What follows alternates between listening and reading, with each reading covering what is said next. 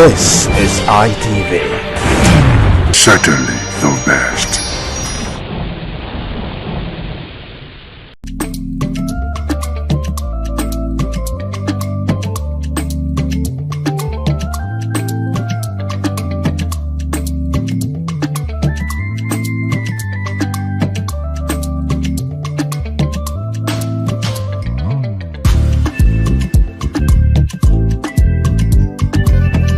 Hello and welcome to WIC Women in Conversation on ITV.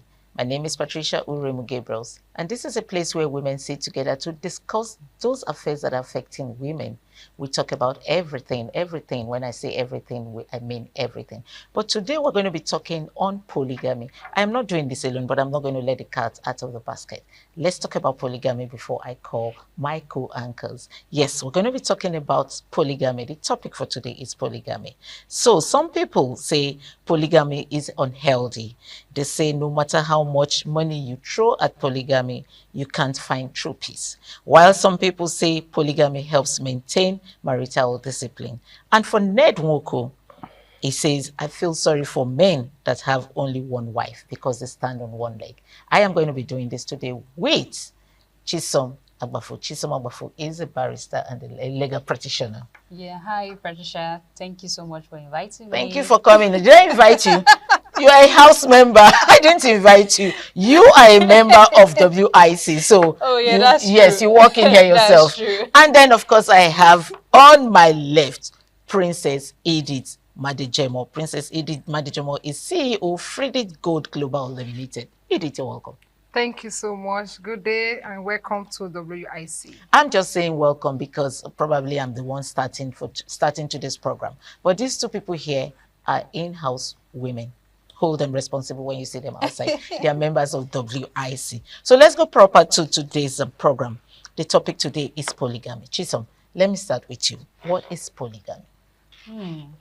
Polygamy, I think we all know what that is. You know, when a man has more than one wife, you know, 1, 2, 3, 4, multiple wives together. So I think that is what polygamy entails. And so polygamy for me, it all depends on purpose. You know, a lot of people go into polygamy for different reasons. And so if your purpose is not reasonable enough to why you're going into polygamy, then for me, it is just total premium foolishness. I mean, that's how I see it.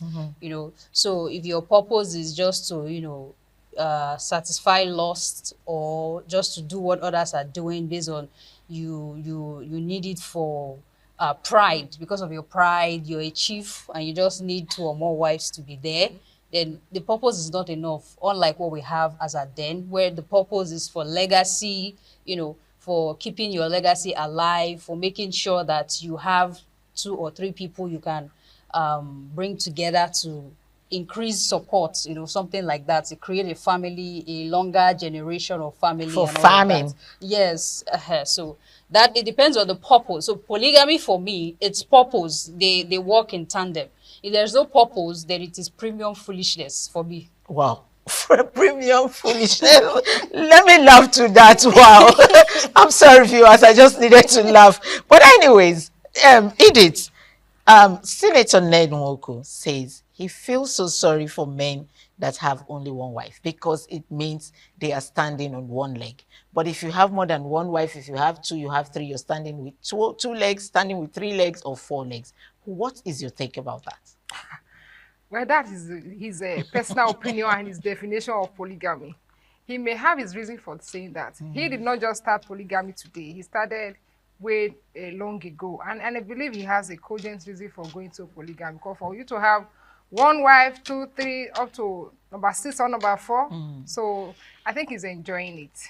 So he has seen the positive side and the negative side of a polygamist. You know, but if you ask me, I would say polygamy is an intentional thing. Yes, because when you want to go into polygamy because you want to go into it, not because you see others doing it.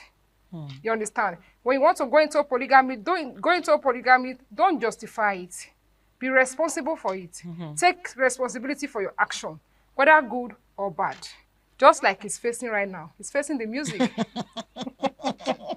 So that is it. So when you are going to polygamy, go into polygamy with your full chest. Take responsibility of it. Don't justify it for any reason. Don't say I go into polygamy because I see ABC go into it, or I see somebody else doing it. Go into it because you choose to do it, and you take responsibility for your action. Wow, take responsibility for your actions when you want to go into polygamy. That's what Edith has just said. But then again, some people say, just like I read out before we started the program, some people said polygamy helps maintain marital discipline. Is this true or not? Polygamy helps maintain marital discipline. It is not true. I mean, look at, polygamy depends on structure, There has to be a structure in place. If not, there's bound to be consistent conflicts. You have 4 wives. You don't have a management structure. You just marry them because you feel, oh, I'm a man and I can handle it. There's bound to be conflict. So the area of discipline goes out of the picture when there is no structure in a polygamous home. So that's why I said, if we are talking about polygamy now, let's compare it as at then and now, when our ancestors were doing it. They had a structure in place, though they were not rich. So I won't say polygamy now is based on, if you have money, because the conflict, if you can't manage it, then there's bound to be issues. So as at then, they had a structure in place. They knew the purpose to which they did that is because these are my children. I have multiple wives. They give birth to multiple children and all of that. The first wife is her turn to go to the farm. They had a lot of structure then and respect. But as at now, there is no structure anymore. People just do these things because of maybe religion say I should do it. Maybe you're from the Muslim tradition and they say, oh, marry more than one wife. Even I think the Quran says, if you are able to manage, so they still care for them and clause. love them at the exactly. same time. So if you are able to Care for them equally. correct her. So if there's no structure in place where what you're giving A, you're giving B, and they can all manage together, then there's bound to be issues. But nowadays, a lot of people go into it, they don't even have the emotional capacity to manage these women. They don't even have the financial capacity, let's even put it that way, even if money is not a factor to maintain a peaceful polygamous home. But then a lot of people feel, okay, it is my tradition, I'm the first son, and it's my entitlement, my grandfather did it, and I must do it. Definitely, there's bound to be a problem.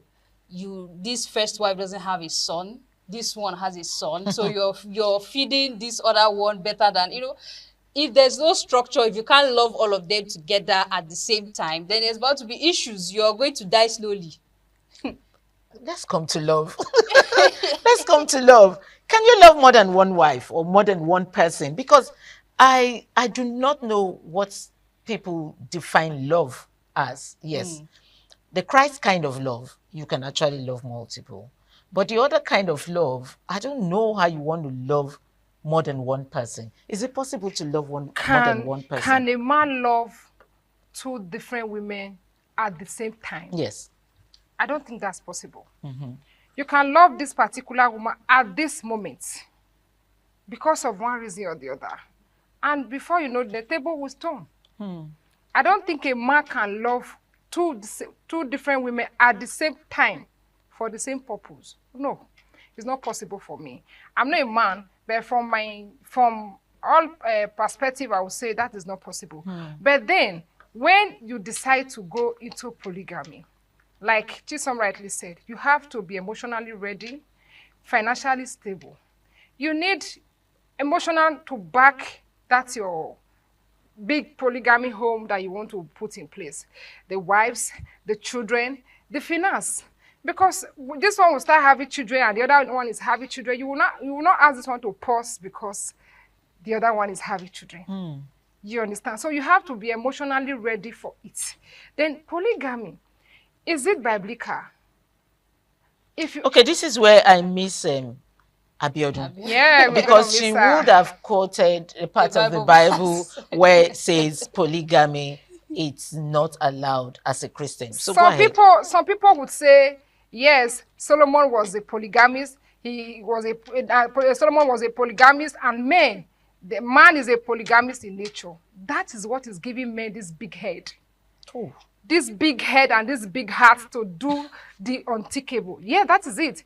You know, this notion that it is a mass word. Man is polygamist in nature. So when they are going into it, they already have a backup. They already have somebody or some persons, you know, that will back them on, like that is a natural thing, that if I go into a polygamist, it's not a new thing, I'm not going out of place. Are you getting it? So now, you are saying Solomon married 300 wives. Will that stop cheating? When Solomon married 300 wives, he still went ahead to have 700 concubines. Wow. Does that stop cheating? So it's in the Bible. Abiodun should have been here. So it's in the Bible. Yeah, it is. To be a polygamist. Yes. Wow. Will that stop cheating? If you ask me, I will say no. Being a polygamist will not stop cheating. Men are not satisfied in nature. If you say that, I will take it. Not man is a polygamist in nature. Man is not a polygamist in nature. Men are insatiable in nature. Okay. That's why, sorry, somebody would now say, like you said, you quoted Ned Woko. He said, I pity men who stand with one leg. So he doesn't know that sometimes that one leg alone is stronger than 20 legs. Yeah, at times. Yes. So you can't say, oh, I pity men who only stand on one leg. That one leg has a very strong foundation. If it is rooted in one foundation, then it is bound to whatever you place on it will stand. Let's digress a little. There are some men that goes into polygamy for the purpose of old age. Because they will be thinking, who will take care of me, or who will look after me in my old age? So they marry younger people. They want to marry a younger person to look after them in their old age. Why some go into polygamy without any reason? They just want to flirt around, they just want to have fun for the now. That's why I said purpose. Yes. If you're going into polygamy without you have to a clear purpose, it is premium foolishness. Premium foolishness is this. Premium foolishness. It is premium foolishness. So when you are going into, when you want to go into polygamy, have all this in place and know that things are going to crop up at the long run. Okay, now you want to go into polygamy because you are thinking of how your old age will be. You may have to be intentional about how they treat their wife. You have to be intentional about how you treat your wife. If you treat her rightly, you care for her at the young stage of marriage or at your young age, at your old age, she will care for you. She will certainly care for you. There are some women that even when the need arises for them to travel, to go and do a mugwo, that is what men are scared of. Because at old age, women will always go around to do a mugwo, visit their, they take care of their grandchildren, which the man cannot do. But if you can travel with your husband. If you take care of your wife, you treat her rightly at your young age, I kid you not, the kids will make sure they put things in order to take care of you, even when your wife is not around. They could even carry the two of you. I have seen that. Yes, I have seen that. A young friend of mine, when the parents had to go to the UK for her elder sister's omugo, both the father and mom went. That depends on the wife. It also depends on how you treat your wife. So it has to do with what you're saying. If you treat be intentional about it at your young age, because whatever you sow, my dear sister, you reap it. No, it's not me. We're talking of the men. We're talking of the men. My men. Whatever you sow at your age, at your young age in marriage, you will definitely reap it. So treat your wife well. Be intentional about it. Don't just push her to the corner. Time is coming where you will need her more than she needs you now. When you treat her rightly, when it's time for her to go for the amugo, she can tell her daughter or her son, if you are not taking my husband with me, I'm not coming. Depends on how you treat her well now. So if you treat her rightly, she will know, okay, I'm coming for Mugo. I'm spending just 2 weeks. I would have spent 1 month, but because of my husband, I will stay for a short time. But if you know you want me to stay longer, please take me and my husband. That depends. But my issue with this thing is how they resolve conflict. In the polygamous. Yes, how they maintain order. We are going to we'll come back to all this. I just need us to go for a short break because the man in the house is already giggling. I don't know why he's doing that. So I'm not serving hot today. You are doing that. He's already giggling and I'm sure he's hitting him. Maybe he has 2 wives. We'll find out when we go for the short break and we'll be right back. Please stay tuned.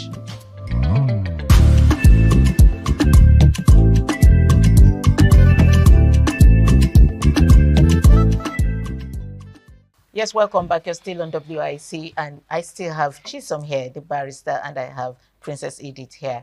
Okay, we were talking about treating your wife rightly so that she would, accept you at old age and always want to be with you at old age. Truly, some men treat their wives poorly when, they are young and, growing up together. And when it's time for the woman to, treat him, nicely, she decides to go stay with the children in the name of, I want to go do omugo. Men, Edith was advising. It is good measure, according to the Bible. Press down, shake it together, that we women will give unto your bosom at old age. That's serious. That's so serious. That's how it is. So if you serve your wife good, you take care of her. You take care of her mental health, her physical health. You treat her rightly, make her have a sense of belonging. At old age, she will adore you. She will honor you. In this polygamy we are talking about, the backbones in it, if you go that route, you won't like to talk about polygamy. Okay, so this brings me to a short story. From this story, we're going to be asking ourselves questions from there. Okay, I once had a guest in my political program who came in and said, we just were talking, and he said, I have 4 wives. No, he said, yes, I have 4 wives and 2 on the way coming. So I was like, are you joking? He said, no, I'm serious. That was behind the camera. He said, no, I'm very serious. I was like, seriously? Yes. He said, I'm a Muslim, so I have 4 wives and 2 on the way coming. And he gave me this instance and the stories how these 4 wives came to be. Okay, the first wife had left him because the second wife was the first wife's very good friend who was always telling the first wife, no, if your husband is not doing this or he's not treating you nicely, if he's not doing this, not. And so the first wife got upset and said, you're not treating me nicely, I'm leaving. And this second wife was like, the first wife is a fool. I've been wanting to come in. Oh my God. And so she came into the marriage. And that led to second, third, fourth, and the fifth and the sixth are on their way. So I asked him a question. I said, do they cooperate? And he said, yes, they do.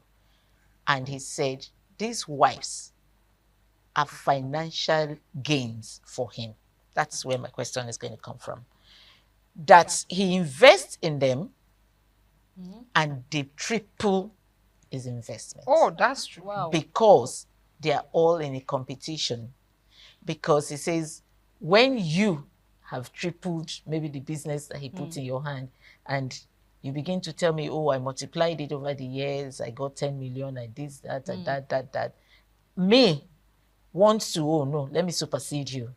So the business he puts in my hand, I try hard to make it work so that I can come and say, oh, my financial gains are more than yours. Wow. And then you hear all this from the two of us, I know I must be the best. And you begin to put all effort. Putting them on pressure. Compete amongst themselves financially, not even wanting to have his love. Who loves me, who he will love more or not. They want to supersede each other. That man must be an Igbo man. Because he's doing his own business. Okay, so I told him, I said, I want to have 3 of your wives on WIC. He said he'll bring them by himself. I hope to be here. I said, will they come? He said, yes, they will come, and they will come and tell me all these things that he's telling me.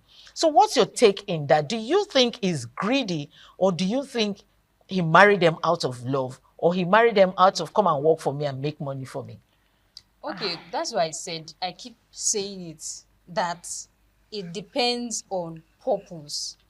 So these women, they know that, okay, financially, they are also gaining from the man. I'm sure that they are in the business together and all of that. They are building a home together. And they don't have a problem with sharing space with a co-wife where we're talking business. You're earning money, I'm taking so percent. So polygamy, if you have a very good reason. It says, okay, financial reason is good enough to take care of your kids, to keep trust funds and all of that for your children. So if you're into polygamy because you want a financial support, you don't just want to lean on one person alone. You want to build a financial empire, a business empire where you can be getting money from different sources. Your woman is handling this, she's the treasurer here, it's a good reason. As much as you can maintain order and there's no drama, because it's also a very risky thing, because in the area of finance, there's always bound to be issue. How much did you give this one, or how much is this one making, all of that. So it breeds competition. Just where you're saying these ladies will compete among us, it breeds and competition now breeds envy.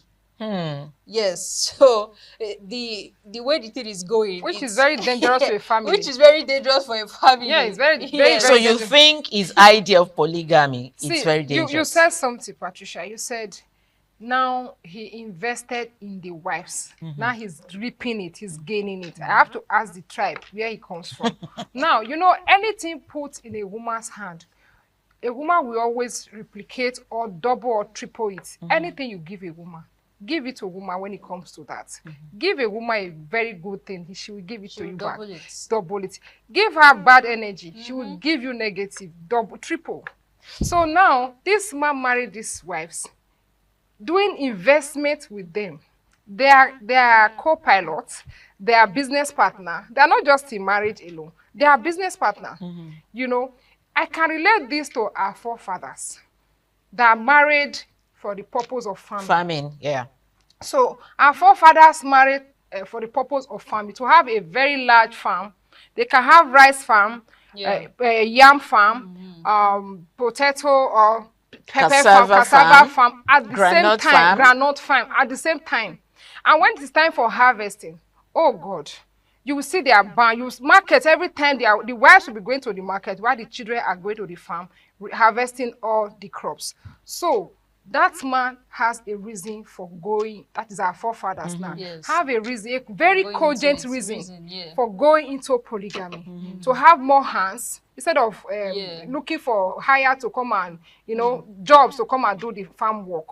Now this man is replicating what our forefathers did those days. So but in a more modern in a modern form. So he's not investing in his wives. I kid you not. This man, as time goes on, the children start growing up, he will start doing safe business with his kids. But on the long run, this man is pressurizing his wife. He's pressurizing these women. And these women are not seeing it because they are beclouded by the competition and the money involved.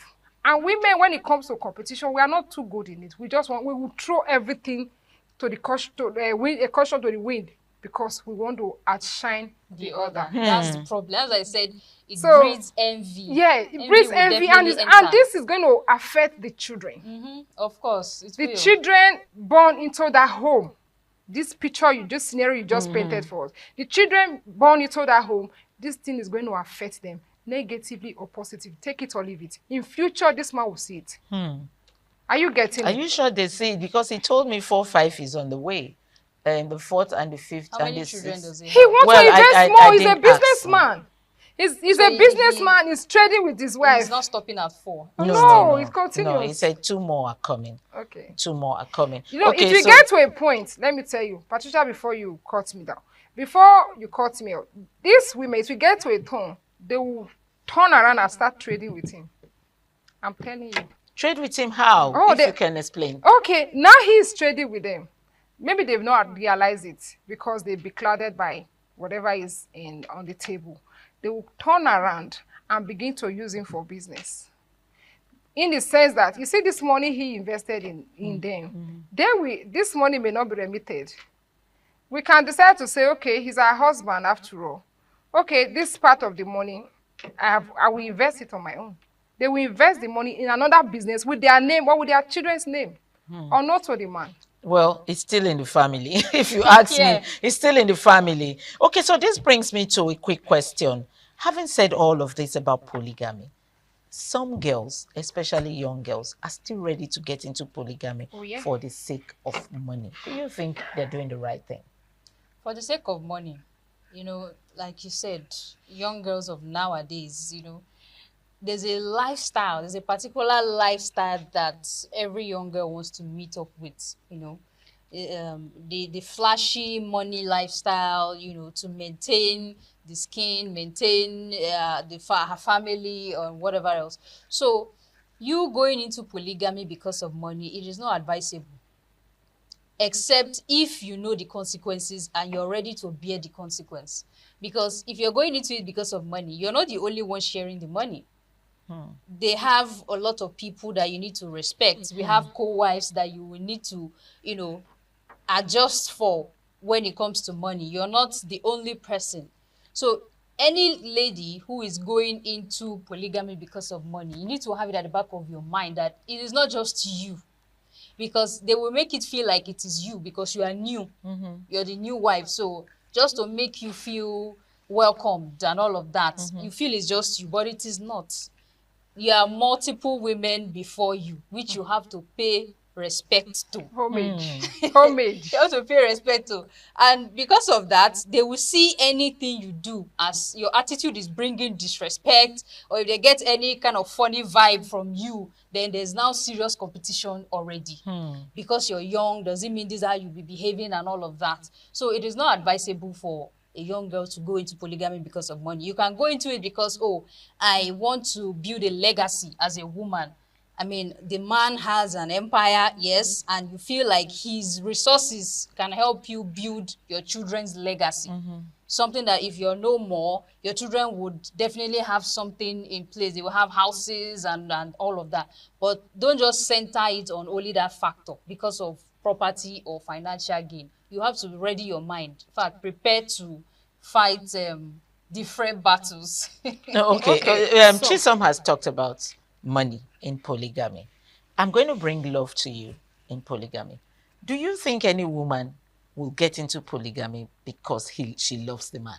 Is it possible for a woman to love a man who already has a wife, No, but says, I love this man and, you know, I want to marry him because I love him? Is it possible? If you ask me, let me Yes. ask and answer this question. Yes. Yeah. You could meet a man that is already married, but you just find yourself loving this man. Of course. And he approaches you to want to marry you. And you decide, okay, because I love him, let me go ahead and marry very him. possible. It's very, very possible. It all depends on the lady in question. There are some women that even love, even when they are still young girls, they've not been married. They like their men very old.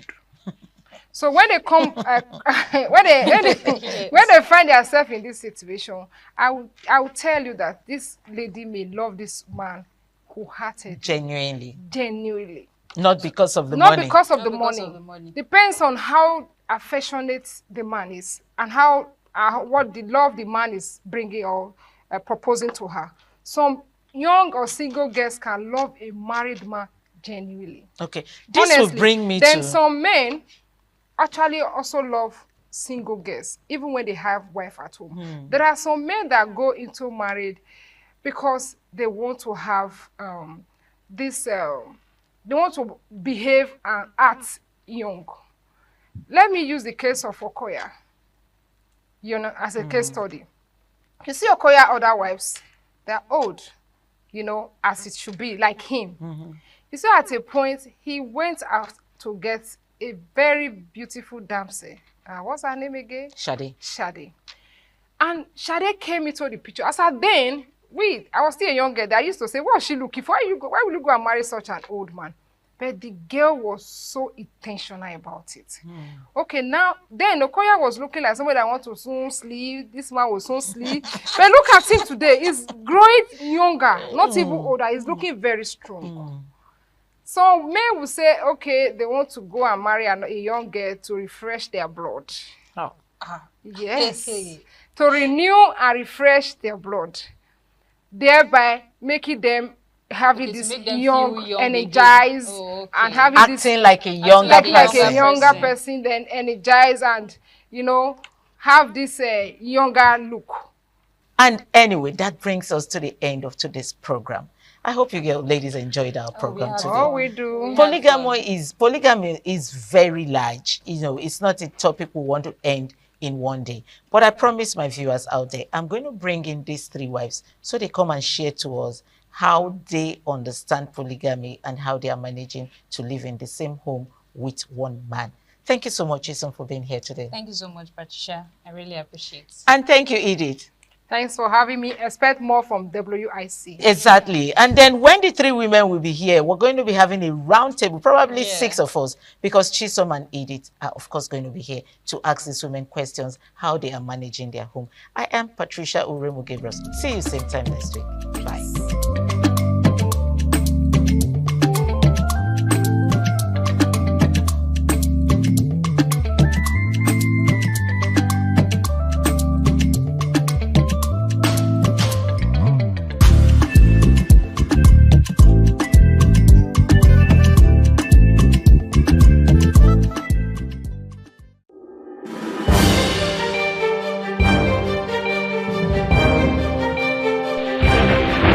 This is ITV.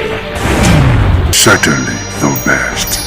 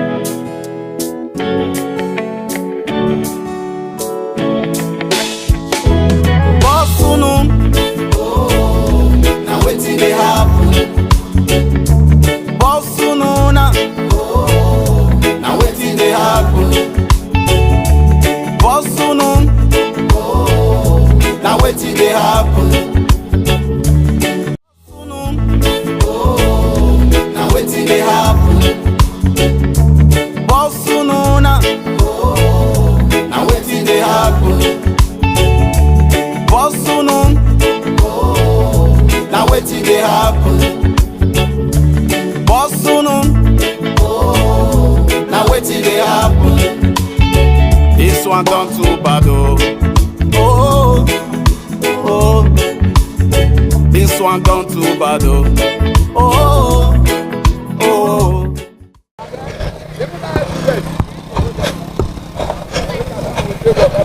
No be moto na gully for Igwebe. No be moto na gully for Igwebe. I just tell government send your engineers come here. Hey, whoa. They say all year before, how's this day?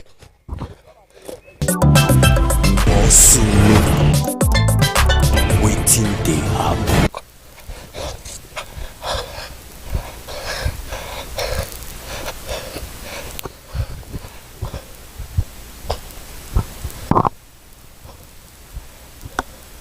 But the people for the area, they don't try some palliative.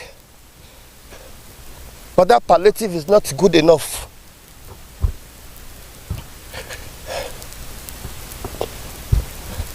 Not be motor though. Growing gully. As I dey waka dey go now, I dey go Igwebe roundabout. Down. I pledge to Nigeria, my country, to be faithful, loyal, and honest, and to serve Nigeria with all my strength. That's so it's supposed to be. However, citizens of the Federal Republic of Nigeria, anywhere on a day they watch us, online for Facebook, for YouTube, for TikTok, for ITV, and then for Igwebe, local government Igwebe. And I did for Zebu quarters. As I go so, you go see where I want to go appear. They say if Edo State government, Ministry of Works, if they don't send their engineers come here, landlord and landladies, wait there for this quarter. See us so. Waiting they have.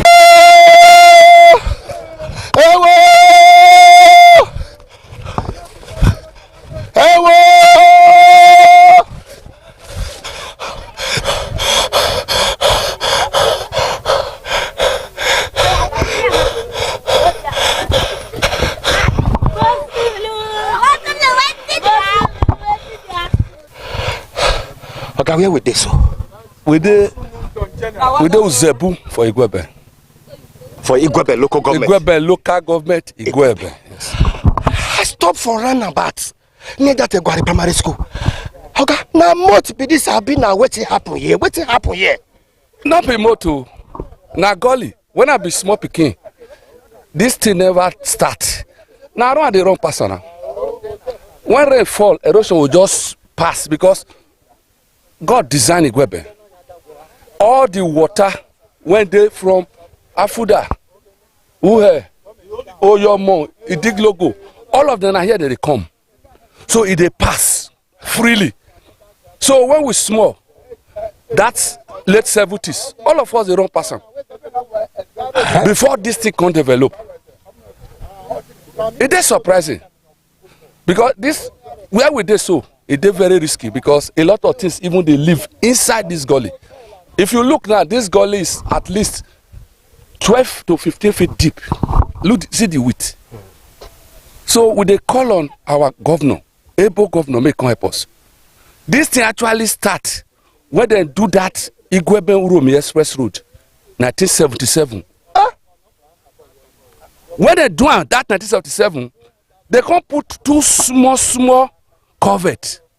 And we as children for primary school, we they pass the covert to cross the express under. Now we tell they go school. You dey talk about like 40 years ago because they see what they there for your help. 1977, I tell you so. 1977. So when rain fall 3 times, that covert block, the water can't begin return. As the water they return, it can't begin pursue people for houses. Can't begin kill house, kill. In fact, here now this gully put for you. If you go down, it don't scatter everywhere. Don't pursue people for house. It don't. Then, if the water that road, because as they take down when they take high, water no confident they cross up. The water can't they return. If the water manage cross up, it will spread. People farmland. Why? Hey!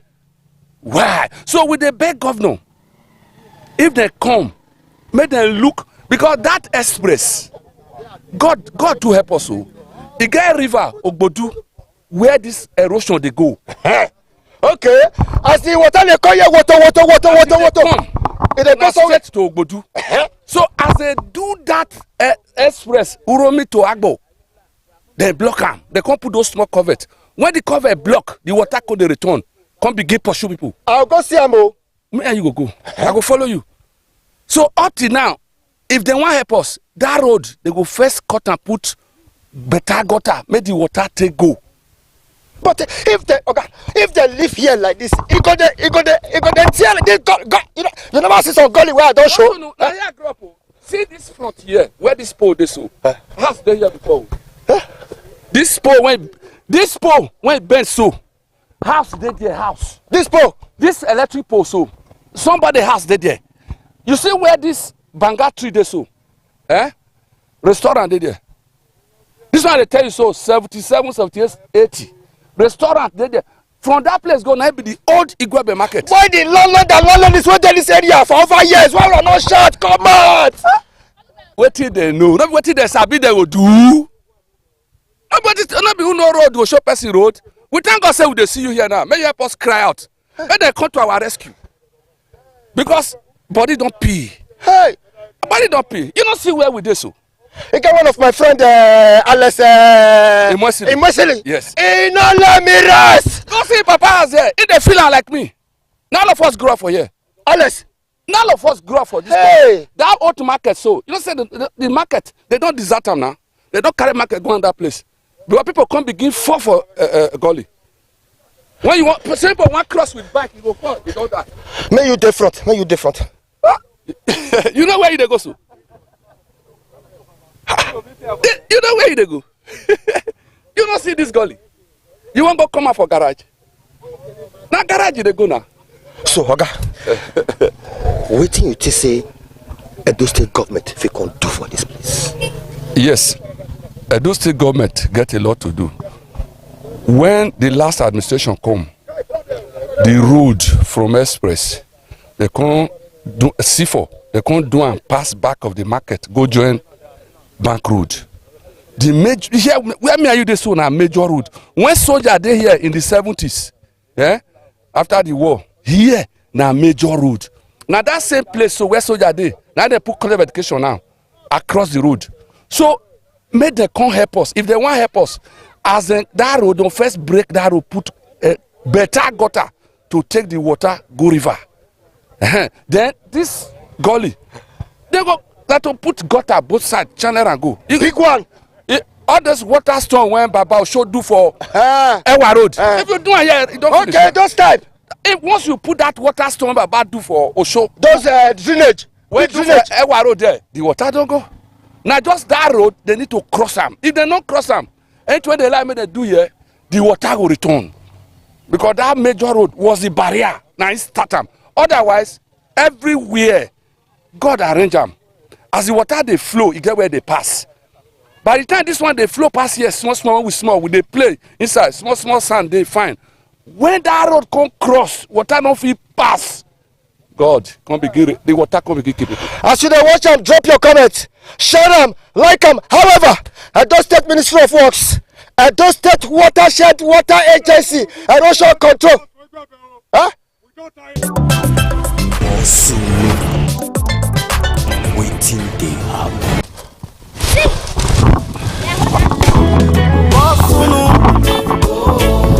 Now wetin dey happen?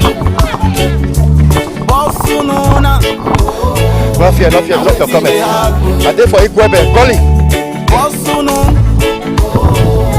Now wetin dey happen? Now wetin dey happen? This one done too bad.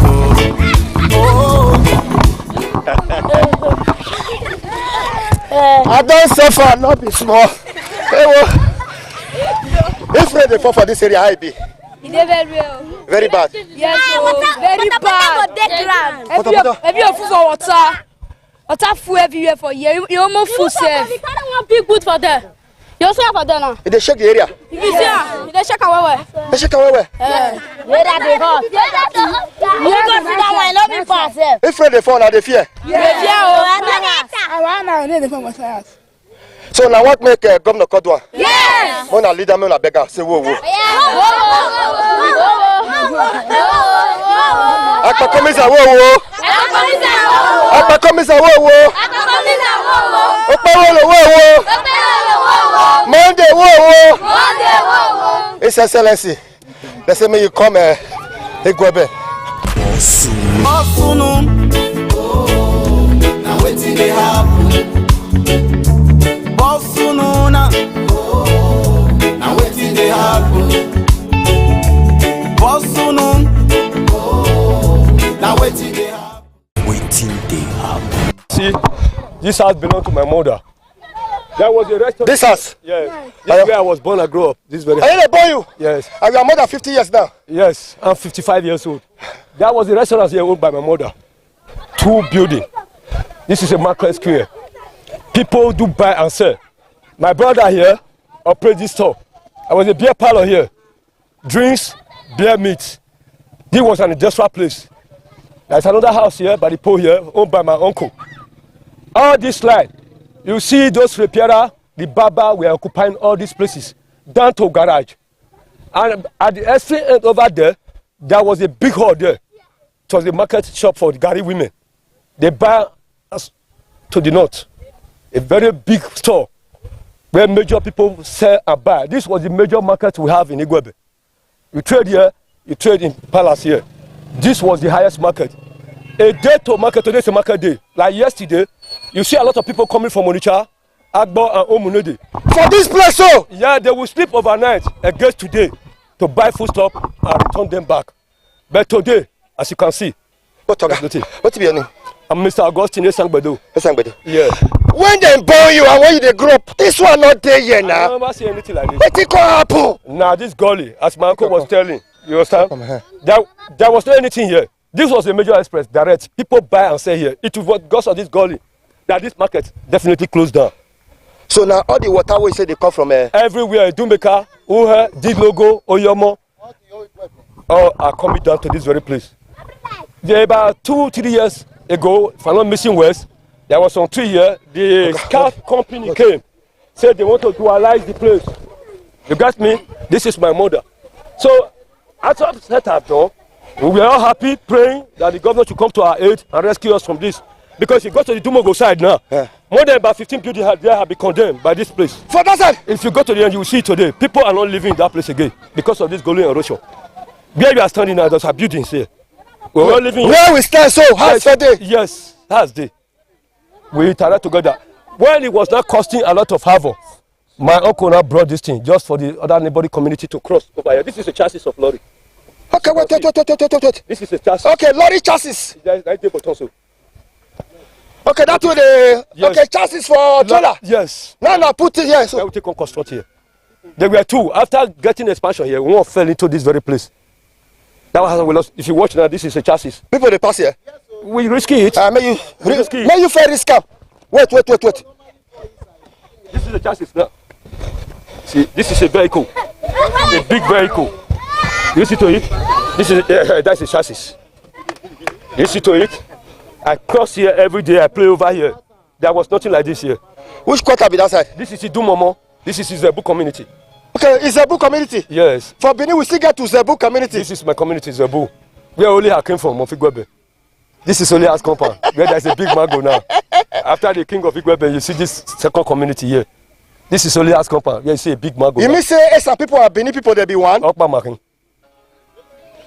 they call me? Who they call me? So, please, the governor, Excellency, Senator Modokwe was to come to our aid. People have lost their building, homeless, because of this.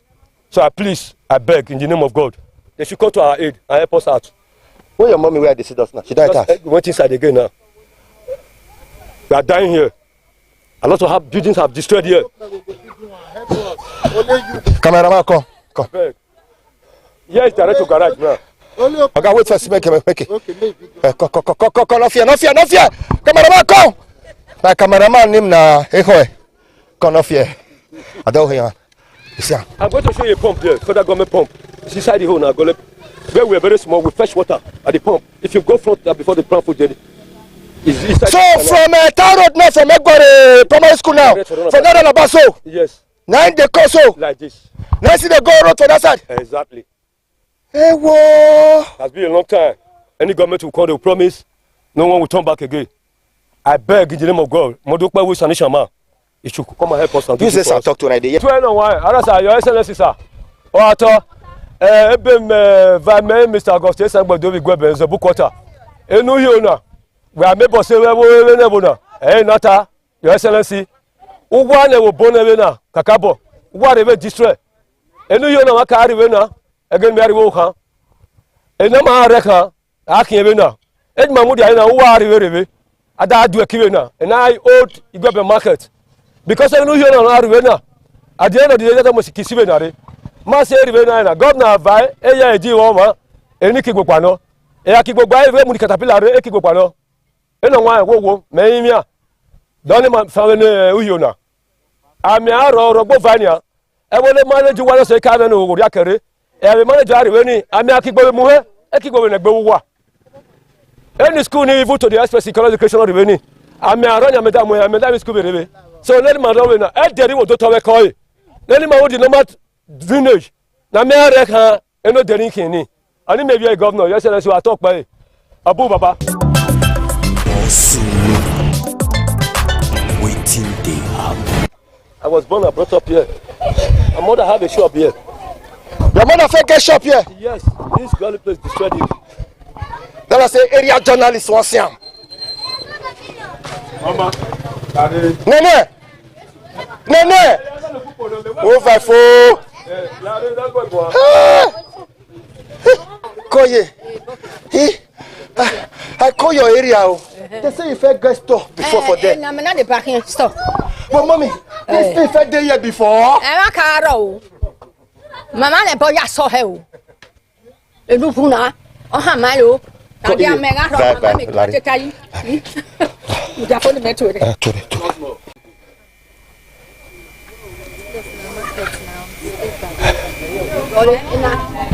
Two rooms store, maybe you. Or Menahiba. In a 2 room store, Menahiba. 2 rooms? Eh, or maybe you. It's sorry if I will not get to the Menahiba, I'm not back here. Oh, 10 Menahiba. Mommy, this hole when I see for you. This hole here. This one. He fed there here before. I'm a cagaro, my man and Boyati here. And no Vuna. Oh, my caro, everywhere in a hand doorway. When I don't turn at Denny. My man and boy about another Diana, my American and my goody. Get here, I know. Man, you want make governor condu. Me when the governor don't know you, ma. No salo by no trouble, no harbor. Or I'll any my big will for a bulle. And then Mamma got a new Vuna when I hear, and I hear it my mouth there. My mouth then I like better. And I like in my door, my make my like better. And I may not be stopped or in a here, Mera. Mommy, now true they say this bush na market before. Na market na Na market. Yeah, this say you know some speak pidgin, you don't knock on the market. Egbera we talk here me. Call you ma. I go pass your message to governor. Okay. Make governor make the contour. Say friend dey fall, you go dey fear. Na. Ongaru gidi manga shake wo wa. Ma make ma teta yi. Call you. You go reach 100 years. Bye bye. Oga. RTV. How you dey? Go soon. Na this area you dey. Now that has a day. If I want to go garage now, go past this journey. The worst part today, na person even fall for this thing. Hi. Not be lad. Yeah, una go this is there before this thing come chop like this. We not see una na total who go tell. Anna, who go tell? As I don't see you now, I dey tell Baba God thank you. As I don't see you today, I dey happy. So the water, where they come from Igwebe? As that has go even sometimes he go climb up. Ibo say Makachuku. They tell you. Thank you, sir.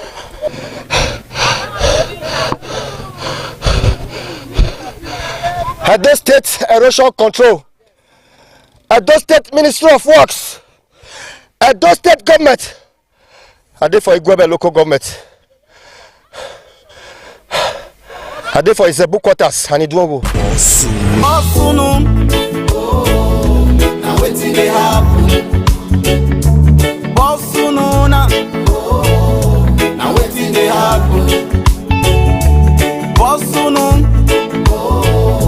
Now wetin dey happen? Waiting they happen. However, the son I wrote before, some people don't stay in this area for like many years. The thing shocked them. So they follow me, they waka, they come. My brother, how you doing? Fine, oh, well done. I did for Igwebe. Yes, so where are they so? You there Uzebu community, Igwebe and Idumogo. From roundabout near Gwari Primary School. So this place, thank God say you don't see how the place be. This if rain they fall. With na mot be this Sabina. See, here was formerly a road, a major road. Major road? This major road, what you are seeing now, it was a former major road. Gradually, it get to this stage. Nobody. So we are appeal to Governor Mode Okpebo. Look my eye. Governor Mode Okpebo, I beg. Rescue us for this gully. He has taken many souls on our way to government. So please, we are apologizing. Please, sir. Mode Okpebo, Akpakomiza, you have been doing it and you will do it. And you are God sent to rescue Edo people. We believe you. You are not just there to speak English for 8 years. Those who spoke English 8 years, they have gone. What they go do here now? What they go do? Yeah, now they apologize. May help us do one. Like people they fall. See, it red fall now like this. All the erosion when they go back now here. All the whole erosion when they go back now here. Even they fall now, everybody they fear. If you see her now, say some people say for them to cross this place, you see some bridge. They're not born their way. There is my governor send engineers coming go now. Hey, it may say now, I beg. I don't need that. I beg Governor Mode Okpebo. I beg. One Mode Okpebo. Wo rekpa mai. Ma via bi gwebe. O yama le ramudeni got no we gwebe na. People don't come up for house. They don't abandon their houses. For this side now, people don't roof. They don't abandon house. Erosion don't cover their houses. So please, Mode Okpebo, we believe you. We believe you. Thank you, Shop Loco. Thank you.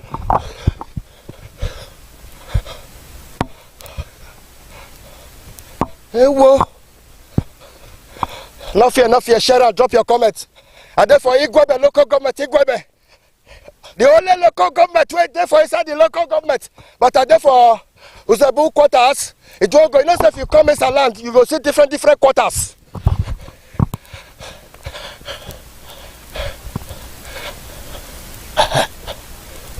Hey, whoa.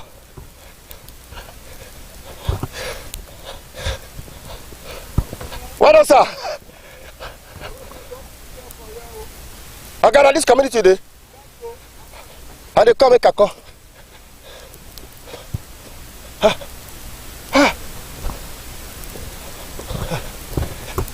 na road before. Yeah, na road. Yeah, na road before. Yeah, na road. It's coming from west. From west. Yeah, na road. Now because of the erosion that cut it. You see? You see? Waiting they happen. This is ITV. Certainly the best.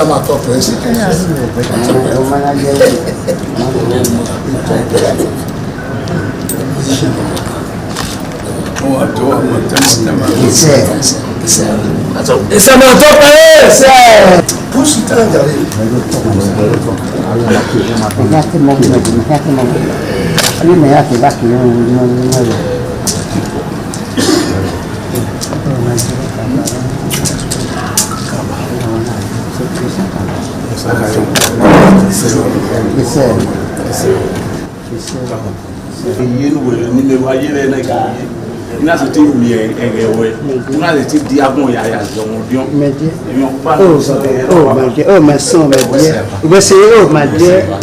Oh, we're not here. It's not there. You're not over. Yes. You're not over. Yes, my dear. We're sitting down, Nisha. We're sitting down, Nisha. Oh, it's not here. We're sitting. My dear. He said,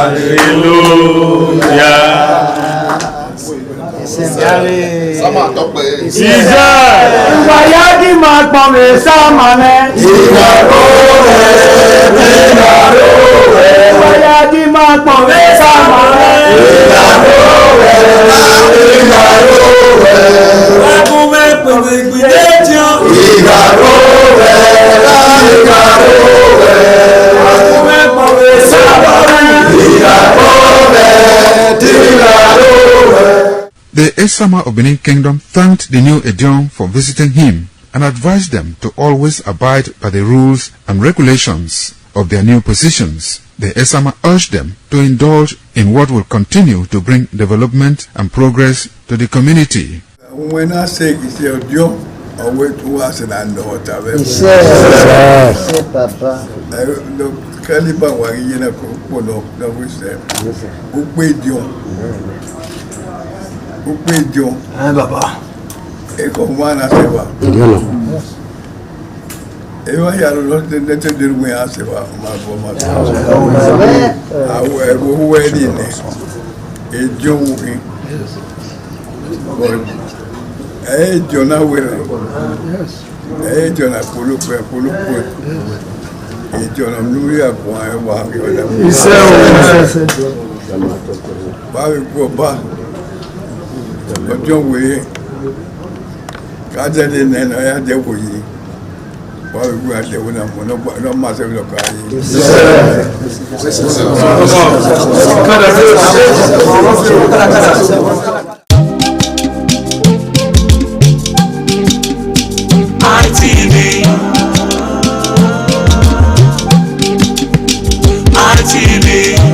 ITV, certainly the best.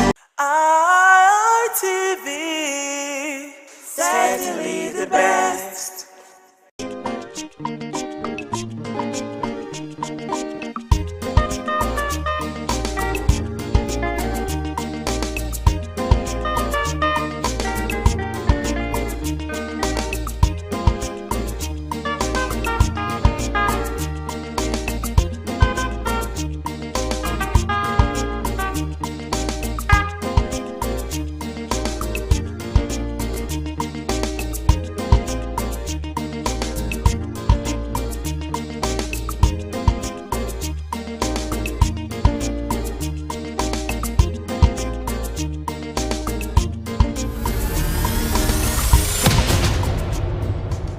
Paternity fraud is the intentional misrepresentation of a child's biological father. This deception can have profound emotional, financial, and legal consequences for the man who was misled into believing he is the biological parent, the mother, and the child involved. It's one form of misattributed paternity or paternal discrepancy. Specifically, paternity fraud is the intentional misidentification of a child's biological father. Paternity fraud is distinct from other unintentional misattribution which may arise from simple error, an accident such as mix-up during fertility treatment or a sexual assault. Paternity fraud is a significant and growing concern in Nigeria, driven by societal pressures, infidelity, and increasing accessibility of DNA testing. Recent reports from DNA testing centers suggest that approximately 1 in 4 men who seek paternity tests discover they are not the biological fathers of their presumed children. Paternity fraud is a situation where a woman misleads or deceives a man into believing and accepting he is the biological father of a child. It is a rampant, growing, but underexploited issue in Nigeria with significant ethical, legal, and social consequences. Despite anecdotal evidence suggesting a high percentage of up to 40% in some private DNA testing centers, there is a critical research gap in empirical data and logical provision addressing paternity fraud. Existing family laws do not explicitly recognize paternity fraud,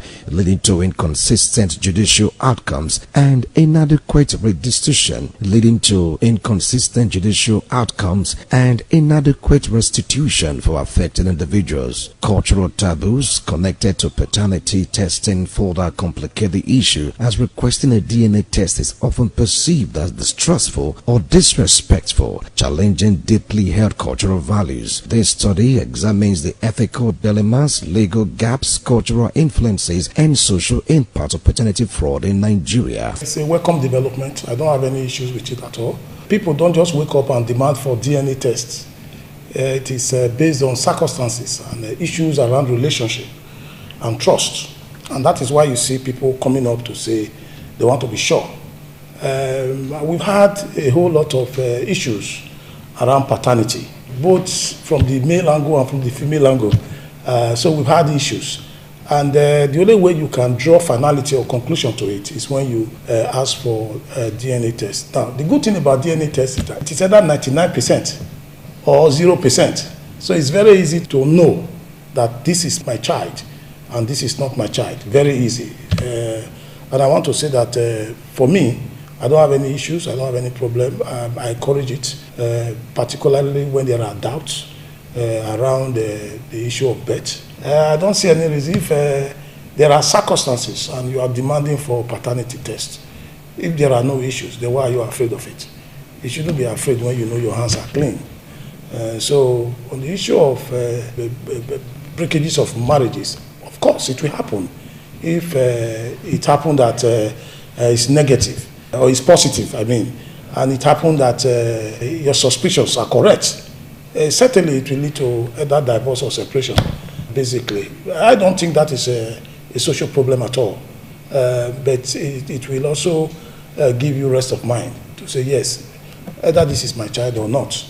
We must begin to live faithfully with each other.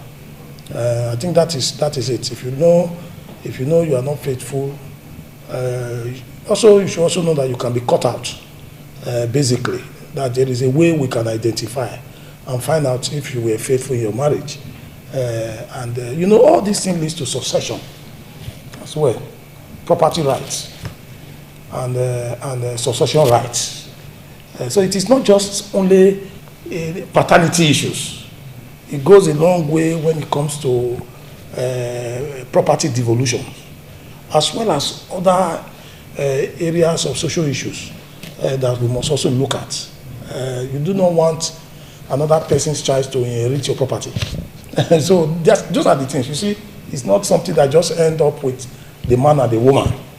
It goes further than that. And you will also recall that late MKO Abiola, before he died, insisted that the majority of his children should be tested. And that happens. And you all know the result of that test. A lot of those kids or a lot of those children were not his at all. And because of that, they were denied the rights of property inheritance. You see, but of course, he would have done that probably when he was alive. So I don't see anything wrong with it.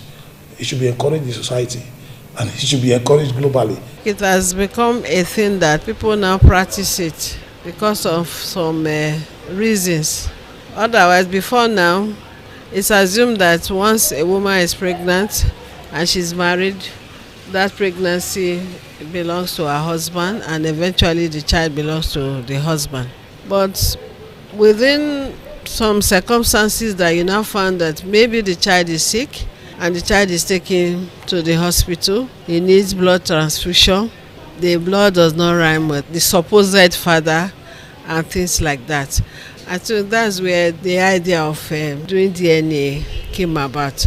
And you and I know that it can be so disappointing that you are raising a child only for you to discover that that child is not yours. And to avoid all this, that's where they brought the idea of doing DNA. And also, when they want to travel out, well, there are also issues there. So you go to embassy with so much confidence, and at the end of the day, you find that the children you have taken to embassy to get visa, they are not yours.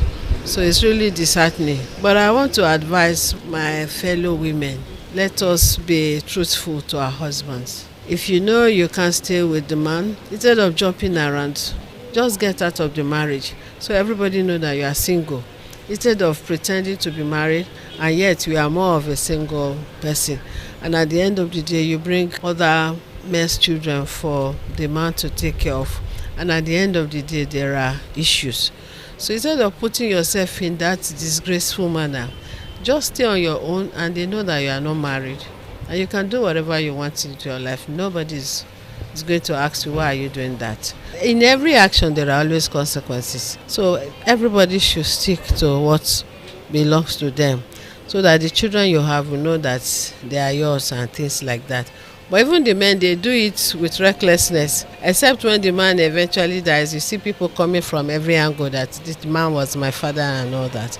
And I think that is not healthy. So let us believe morally. God says, if do not fornicate. So, and you know the punishment of fornication.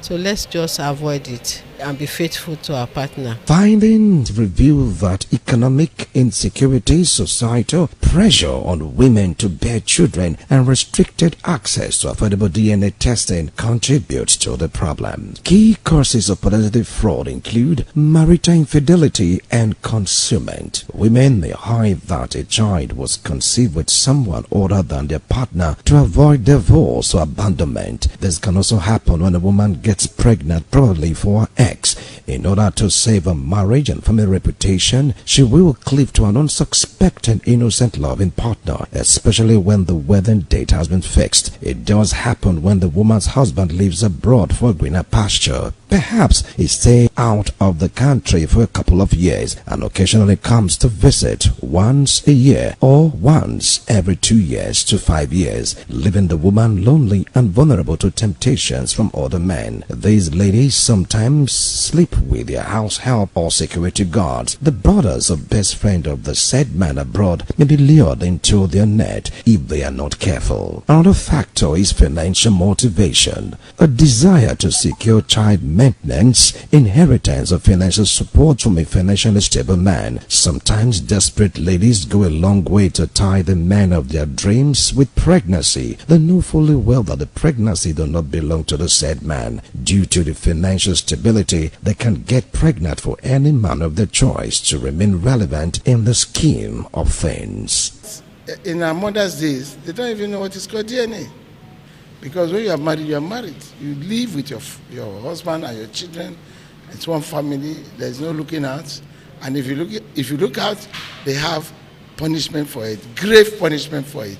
So that was like a standard control that our parents used to sustain friendship in marriage, to sustain respect in marriage, and to sustain oneness in marriage. But these days, it's so unfortunate that young people no more take marriage very seriously, no more take relationship very seriously. They no more take oneness of the family very seriously. And all our culture and traditional effects of such misbehavior is no more in practice. So the best option is to go for DNA. And now we show anything that is not made by God may not be 100% correct. That is the truth about life. Anything that is not made by God is not 100% correct.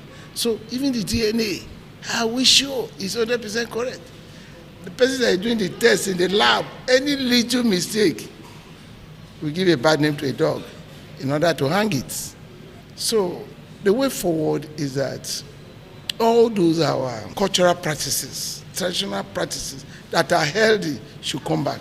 We should effect it. What is important is your heart, your mind, your conscience before looking at deterrents from outside. In marriage, your heart, your mind, your conscience. This will guide you in order for you not to go astray, either as a man or as a woman. But when these virtues are lost, then we begin to call for DNA. Of course, that's the last resort that will solve the problem. If a woman is accused innocently, then the woman can confidently say, let's go for DNA. And that woman will be vindicated. That's the last resort for now that we have. People are ready to go and swear, even if you say go and swear. People are ready to go and swear. After swear, they go and do other things to counter the swear. If it is done sincerely, it brings sanity to preserve marital vow. And at the same time, if a man and a woman knows at the end of their journey, something will come suddenly like this, everybody will check each of ourselves. And the word integrity will prevail.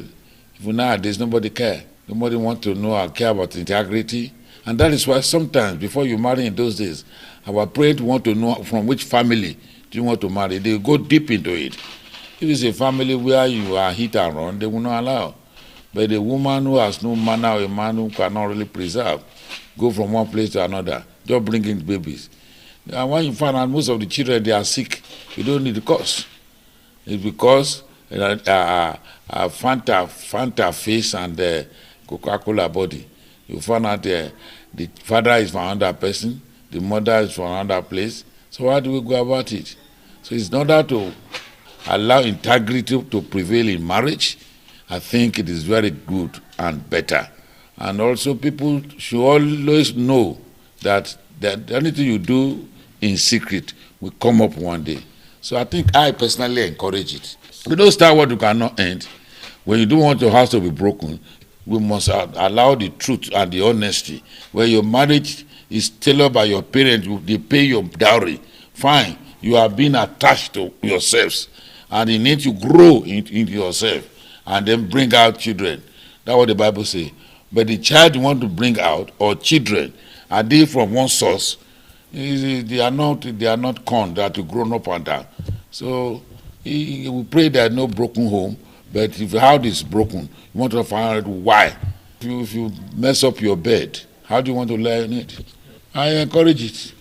See if anything come contrarily, you will find out if it is really not. I'm not talking about short course test. You do tests that is not a Yahoo test, retest, and whatever it comes out, fine. What brought this matter of DNA test is reality. Yeah, because sometimes hunger can kill faith. At the time that there is hunger in the land, a stupid person can just come and dash currents of pounds or dollars, then you fall off, you derail like trail. So that is why it is good this should be done, and then it's a legacy they want to follow. Where for sincerity we are talking, and integrity will prevail. That's what prevails in a marriage. Sincerity, integrity is what we are talking.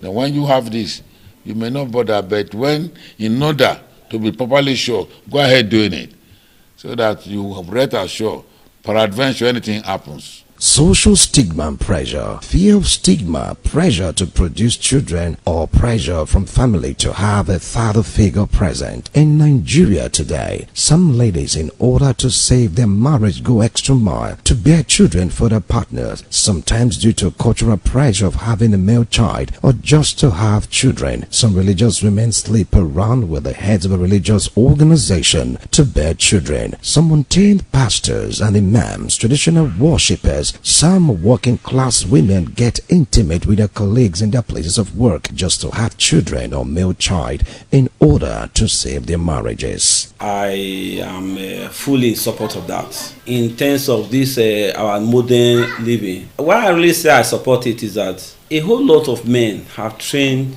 children for other people, being that they don't even know if they are the actual fathers of the children. The kind of lifestyle most of our ladies live these days, I will encourage that the government should make it reasonably affordable for every man or every child to have his DNA done.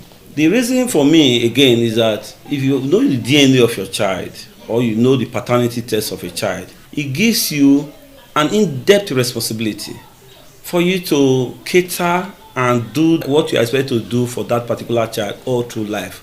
But when you don't do it, or when you are not able to do it, when you start seeing some traces of abnormal character emerging from a child, you start imagining, what is this one coming from? And when these things keep happening like this, you see that you will lose trust, and at the end of the day, the psychological effect is enormous. It can even derail the entire system, the entire system of the man or the family. So that is just one of it. We also know that it has so much negative effect in doing it, because sometimes there are certain stories that don't need to be told in the course of living. So I will say that we have some things, some people can manage a family. They may have some maybe limitations in terms of their production and all that from the men, and the woman tries to go out of her way to balance the entire house. And when she goes out of that ways and gets the house balanced, perhaps bringing the child or something like that, and then the man eventually find out that this is not my child, it derails the man. For me, sometimes we allow it slide, but majorly it is better we call a spade. We iron things out and make things work. Let the man know if he's adopting, let him know he's adopting. If he's not adopting, let him know the state he is. I will stand with that. But that doesn't deter us from telling us that sometimes certain things have to be kept quiet for peace to reign, for the entire community to be at peace. Marriage is built on trust. And when you talk about DNA is like a breakdown of trust. When there's no breakdown of trust, DNA won't come. The reason why DNA cannot be ruled out, because you are living with human beings. You cannot also rule out the issue of trust and distrust. So it is there to clear doubt. So DNA naturally should not be compulsory for everybody. DNA test should not be compulsory for everybody. It should not be optional. When there are issues of doubt, then DNA cannot clear that doubt of paternity questions. So the point I'm making is that DNA came to solve a particular situation where people had doubt on the paternity position of their kids. And we find out from results that most time the DNA prove 99.9% no paternity.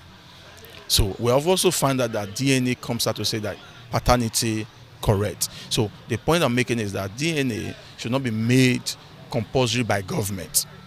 DNA should be the last resort to clear doubt when there are issues of trust.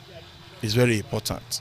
Okay, so that's the reason why we encourage couple this extramarital activity can actually lead to this issue of doubt. When there is trust in marriage, you've married your wife, you have cohabited and begin to raise children, the issue of DNA would never come up. Yes, but when there are this issue of cohabiting extramarital activities, you will discover that when there are issues, that will come in. Secondly, we have seen that, a child is sick, come and donate blood, and at the end of the day, the blood is not matching. What do we do? Then those are questions of that. So we have also seen situations. This guy was sick. The child, 5 years old, took the child to the hospital. The father was to donate blood. They tested the blood is not matching. It was questioning. And after the shouts and all of what that comes through all of that, the woman also did a DNA and discovered that it was not also her. And when they now went back to where they discovered there was mistake from when the child was given birth to, they had mistakenly exchanged that child. And because the woman knew herself, the woman insisted and went through all the rigorous, and they were able to find those people who they gave birth same time in that same facility, and they find her own child. So the DNA naturally cannot be ruled out. There are issues of doubt that it has come to solve. So this is my position.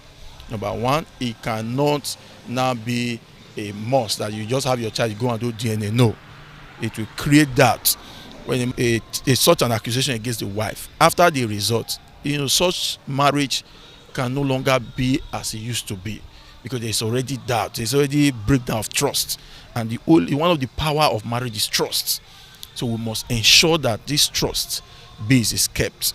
It is only when the trust is no longer there, then the paternity test becomes very important. Emotional relationship security. The intention to trap a partner, keep a relationship together, or create a two-parent household. This is where the woman picks on any man of her choice that she felt will be able to stand the test when she gets pregnant, not minding that she's already in a relationship with another man that she intends to get married to, or she's already a married woman living in her husband's house. This may not be the same for every woman, because we have most women in Nigeria that respect relationship and of course respect the tenets of marriage, irrespective of the pressure built upon by society and family to bear male children or still to have children. Other case is uncertainty and concealment. In case where the mother is unsure of the biological father, she may choose a partner to be the legal father. This goes for women with multiple sexual partners. They may not know the guy that got them pregnant. On realizing they are pregnant, they choose from the region of sexual partners, especially the one they feel is financially stable and responsible, to be the father of their unborn child. Cultural factors. Pressure to have children, particularly male children, in some cultures can drive women to hide the true paternity. This can happen in a traditional setting when the line of succession must be maintained. In order to maintain the lineage of the throne, some women will go out of their way to bear a male child or children to maintain the rulership of the clan. The question that is somewhat difficult to answer is whether families should be encouraged to go for paternity tests when the children are born to prevent a foreseen heartache. To ensure clarity in raising a family, a man is sure of. Another nagging thought is how many Nigerians can afford the money to go for a paternity test. It's quite expensive, and an average Nigerian will not be able to foot the bill for a child paternity test, talk less of 2 or 3 children. With the high level of infidelity in Nigerian society today, how can a man secure his home without doubt, know for sure that the children he's fathering are his? There are causes and effects, actions and reactions are equal and opposite. Men, if you must travel out of the country, try everything within your power to take your wife along. After some months or years, let it not be for too long. Women, the choice choices you have to make as a mother goes a long way to affect the family. Maintain your dignity as a woman or a mother. Put your emotions in check no matter the pressure. Family members, do not put undue pressure on the husband or wife because of the absence of children in your son's marriage. Remember, be it male or female child, they are all gifts from God. Do not put yourself under undue pressure because you want a male child. Men have died of heartache or heart attack on realizing that the children they raised as their children were never theirs. Families shattered on finding out that though they grew up together, did everything together for a long time, were never of the same father. Look around families in Nigeria today. Men are divided beyond recognition as the battle for paternity is tearing the fabric of the society apart. Trust dashed, love thrown out of the window, husbands and wives of dagger drawn, children confused on how to relate with the man they once called father. In all of this commotion, some men do not mind if the kid is theirs as long as they were the ones that the child gets to call father. Men have died of heartache or heart attack on realizing that the children they raised as their children were never theirs. Families shattered on finding out that though they grew up together, did everything together for a long time, were never of the same father. Look around families in Nigeria today. Men are divided beyond recognition as the battle for paternity is tearing the fabric of the society apart. Trust dashed, love thrown out of the window, husband and wives as dagger drawn, children confused on how to relate with the man they once called their father. In all of this commotion, some men do not mind if the kid is not theirs as long as they were the ones that the child gets to call father. Some families choose to bury such dark secrets to keep the family together by living with the pains of betrayal in each of their waking days. As for the ones that cannot take it, they had to court for divorce or return the bride price of the woman if the wedding was based on tradition. Look at that son or daughter of yours. Is he or she truly your blood as a father, as a mother? Look at him or her very well. Is he truly the son or daughter of your husband? That man you call father, is it truly your father? Don't you think it's better to go for a paternity test? Who's your daddy? Who's your dada? Who's your pappy? Don't you think as a child you need to know who your father is? Wilson Omasho reporting.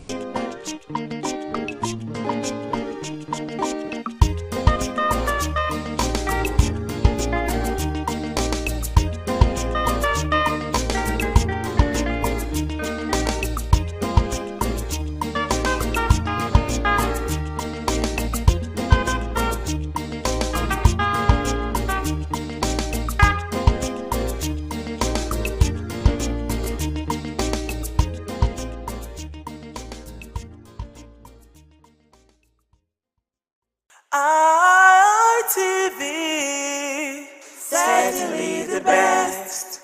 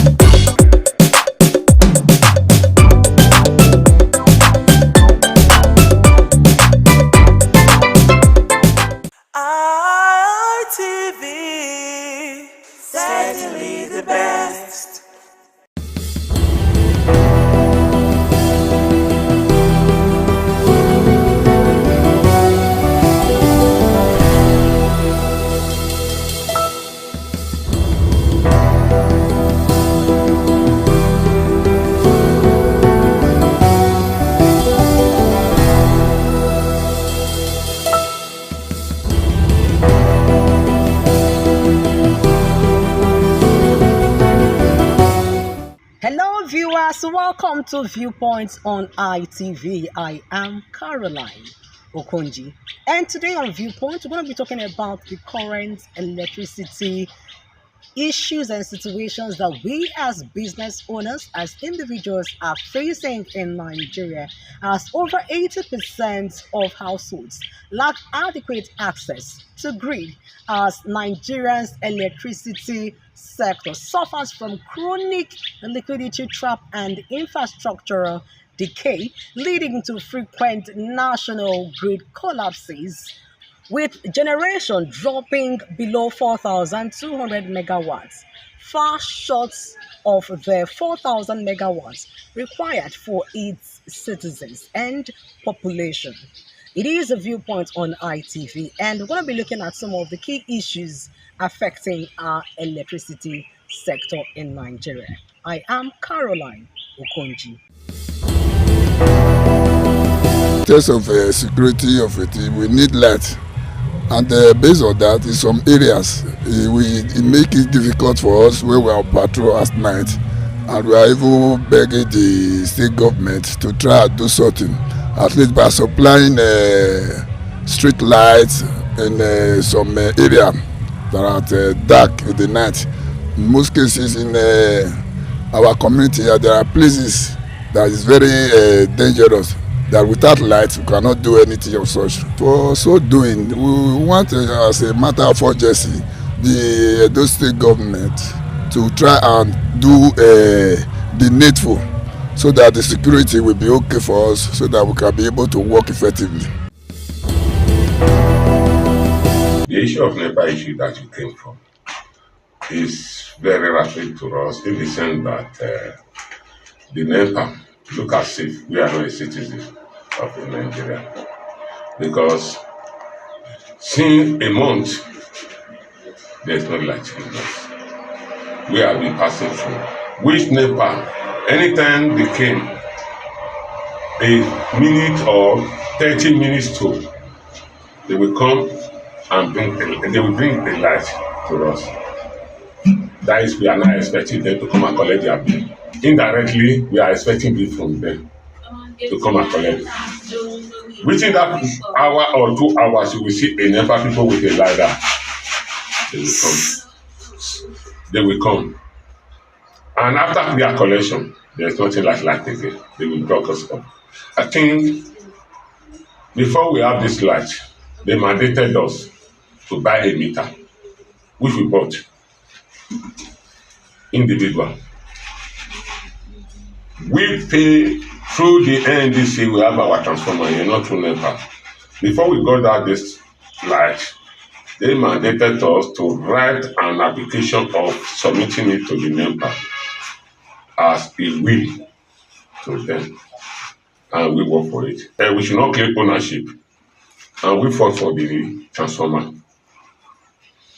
And after that, again, they came that there is no oil in it. We pay up to 1 point something again. Before. After all that, they came up again, said it was meter issue again, that every community, every houses have to have a meter, which we did. We have to. I have my own receipt. I have my paper meter in my residential house here. So after all that again, they came up with a past bill. We, before we make that transformer, got that transformer, we been glass out for 10 years here. They came with a bill to us again that we need to pay a standing bill. We went to Tesame, their office there. After we left the one at the bypass, they were delivering us before they now refer us to the one at bypass. I don't want to mention name of the manager there. Got in there again, he said we have to go for all those things, we need to fulfill all those things, which we did. After that, they now on the light for us. As they on the light, not up to a month, we were still in blackout again. So at the end of it, we went again, they said it was according to them, that the electric wiring merge. That was the cause that they now cut us off again from Iyowa again, which we not pick. We that match again. The Chiri community, which is the Kabetu, Igbo Veme, and Igwekimi. After that, they brought a light for a week again. After a week, they cut us off again. They said Iyowa is owing. We now went to the office again and told them that if Iyowa is owing, does that mean it affects our community? We are blackout. So I told you this. So before we sort all those things out, we have already made up our mind. We can do away with our neighbor. When our father was living with a lamp and all these things, we were enjoying it. We cannot be paying for what we are not using. We cannot be paying for what we are not using. So if they feel they want to cut us off from this NEPA issue, they should cut everybody off totally, so that we will know that we are not with NEPA. Not that after 3 weeks, they will not bring a light under 22 hours or 3 hours. They will come and collect their money. It's unfair to the masses. The electricity issues and challenges that BEDC in the state is devastating, in the sense that as a minister I suffer a lot in terms of electricity.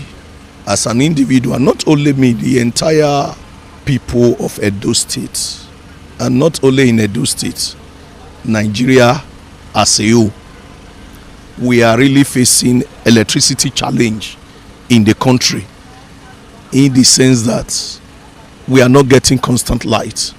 Even though the tariff of electricity is high, people don't even get the light.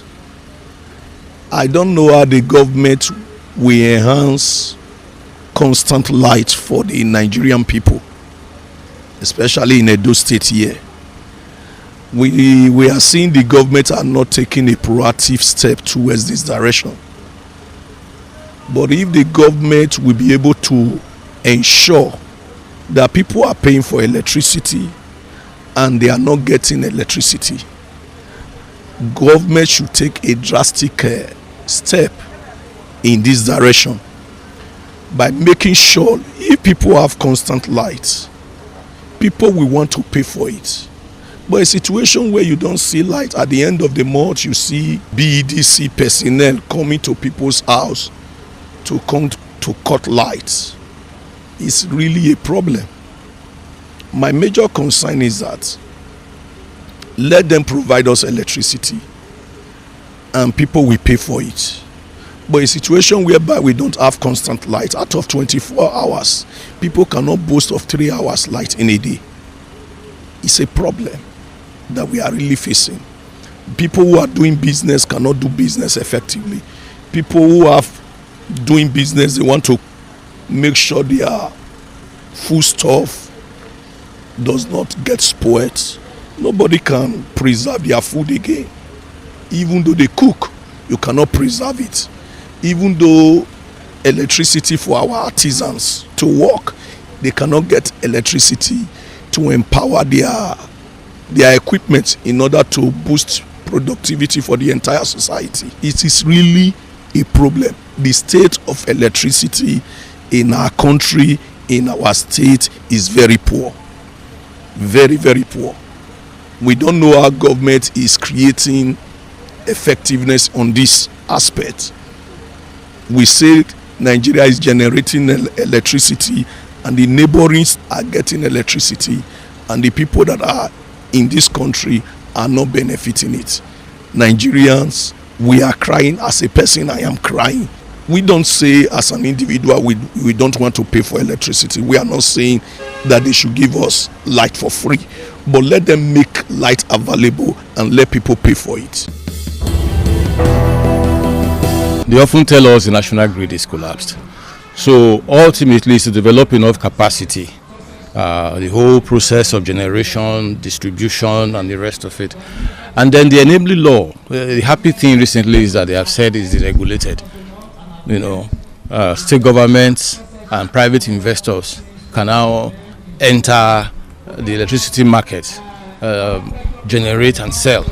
So we do hope that will be a great deal of improvement, because without electricity, really, we are going to remain in the Stone Age. We cannot industrialize. Even domestically, we cannot have the comfort we should derive from electricity. We should consider all the options, whether the new sources like wind, solar in our country, so that we're able to generate enough for our consumption.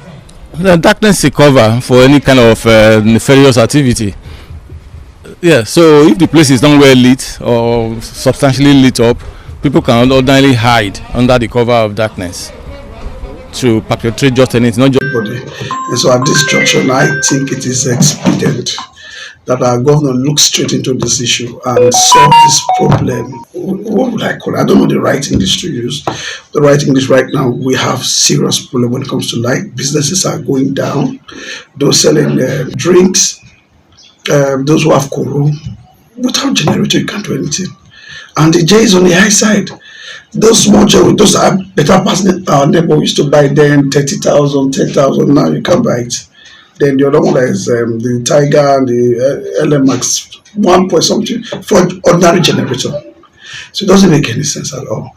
So begging on our executive governor, the governor that knows what to do, to please to look into us and save us from darkness. Then when it comes to these funny BDC people, we're raising a child that came from the US and the others. The first thing they learned in Nigeria is NEPA don't bring light. Children brought from abroad, the NEPA don't bring light. Can you imagine such?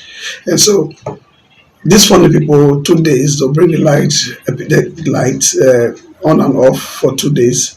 The next thing they'll come with their estimated billing. They start dragging people, wires and all that. It's high time. I think it's high time we stand our ground and let them know that we're not fools. We are Nigerians. We all own this nation. It belongs to nobody. It belongs to nobody, and it's for everybody. We should stand our ground and fight for our rights. This BDC, may they pack, may they go. NEPA still better pass. You can't go out at night when there is no light. The security issue. Is what the government is trying. I cannot chrome them in one day, but we individual too. Like the police used to say, see something, say something. But sometimes when you say something, they use it as a bait, and so we need to. Just the government need to give us security as well.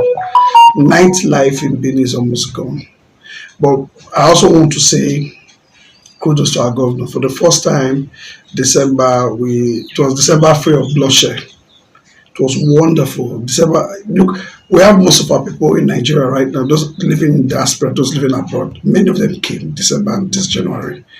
And, they came and they're enjoying it. So I believe our excellent governor, our excellency can do more about that to give us more security like this. If you're traveling from Benin to Akure, Benin to Ifon, those roads are no-go area at night. You can't date. So I believe with all hands on deck and our governor and the police, our CP, let's hope and pray for our action governor to do something about insecurity. ADTC, since they came in, I don't think they have done well by my own assessment. And darkness is synonymous with demonic things. And they have thrown their city into darkness, Benin City, Edo State as it were. It's in darkness. And I think that the government should step into the matter to do something about the situation. Because the way I look at it is that, for me, I think it is deliberate. Because there are some areas that have light. They call it dedicated light. So why can't everybody have the same light? Because there are areas for 2 weeks no light, for 1 month no light. Some people have 3 hours a day. Some people have 1 hour. And if they bring light in these 20 years, people shout, hey, they'll be saying up NEPA instead of UPBC, which is BEDC. So the thing is that government should step in and help us. People are dying, and most people are paying for darkness. They go there, they threaten people, they bring light when it is wanted for 3 days, 2 hours, 3 days, they come and collect money and they shut it down again. So I think the government should step in. If they are going to be thrown out, they should be thrown and bring people who can give us light, who are ready to pay. It was privatized. That was a good intention by government, but the people that did it, I'm sure they gave it to their cronies who does not know anything about the management of light, and that's why we are where we are. It has really hampered nightlife because we don't work in darkness, and then the only thing that is helping us now is this solar, and people put everywhere, and some persons that have money to buy diesel and buy fuel. It's not everybody that have that kind of money, so it has really disturbed or hampered nightlife, but government is trying to bring it back by putting street light and everything. So we commend them. We pray that God will give government more power, more strength, more wisdom to do what they have to do. And the individuals are also trying by helping to lighten up everywhere. So we praise them. But for BEDC, I think they should go. Make better people. The situation of electricity in Benin here now, I will give them at least 30%. They don't give up 50% from areas. But I wish the government can improve, because if you see what they happen to us now, we all they use our hand to define electricity. Some of us they go generator for us, some of us we get solar, some of us we go generate big blister. All these people get like hotel. So I wish the government they really improve for electricity. All those generators will become condemned money for our hand. You understand? So people not going to go for it. That money now they need to put, because that energy, that light will really linger. If light day for this, imagine if you come for here for Silok Road now, come and already put light, but in the evening everywhere will be dark. So where there is light, everything, even the security aspect of itself, waiting anything for that light is too plenty. Maybe one particular. So we need light. If I come out for office now, if light no dey, we must buy generator. At least from office I dey buy at least, if I'm not mistaken, 5,000 every day for sure. Imagine times 1 month, na big money. And na money. From there I will come see look at this, make come say we come dey go for solar. Make we use solar to stabilize them, because solar dey give us more, make savings from the fuel aspect of it. So if you get light, nothing like light, your light can carry AC, can carry everything for us. And to the noise, no go even give you that noise issue. So we prefer light more than any other thing. The light is our problem. We are suffering for light.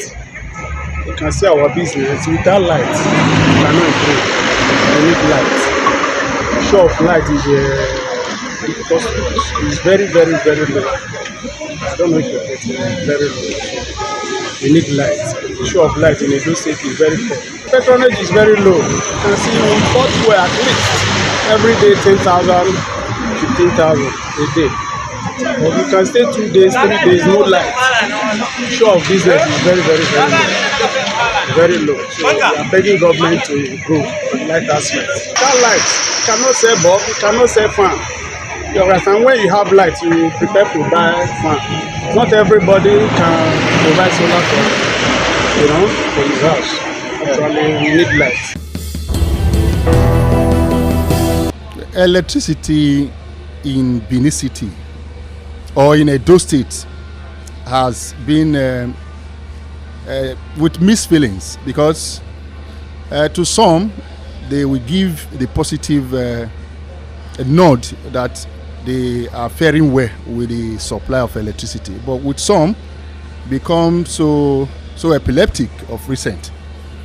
Me personally, I have discovered that we are not paying for what we get, or we don't get what we pay for. The reason being that the regulatory body that's supposed to task the BEDC are not doing enough to satisfy a customer by way of ensuring that you get what you pay for. For those who are using prepaid meter, there are reports that suggest that even the prepaid meter is even overbilling or overcharging consumers, as against what the government is telling us.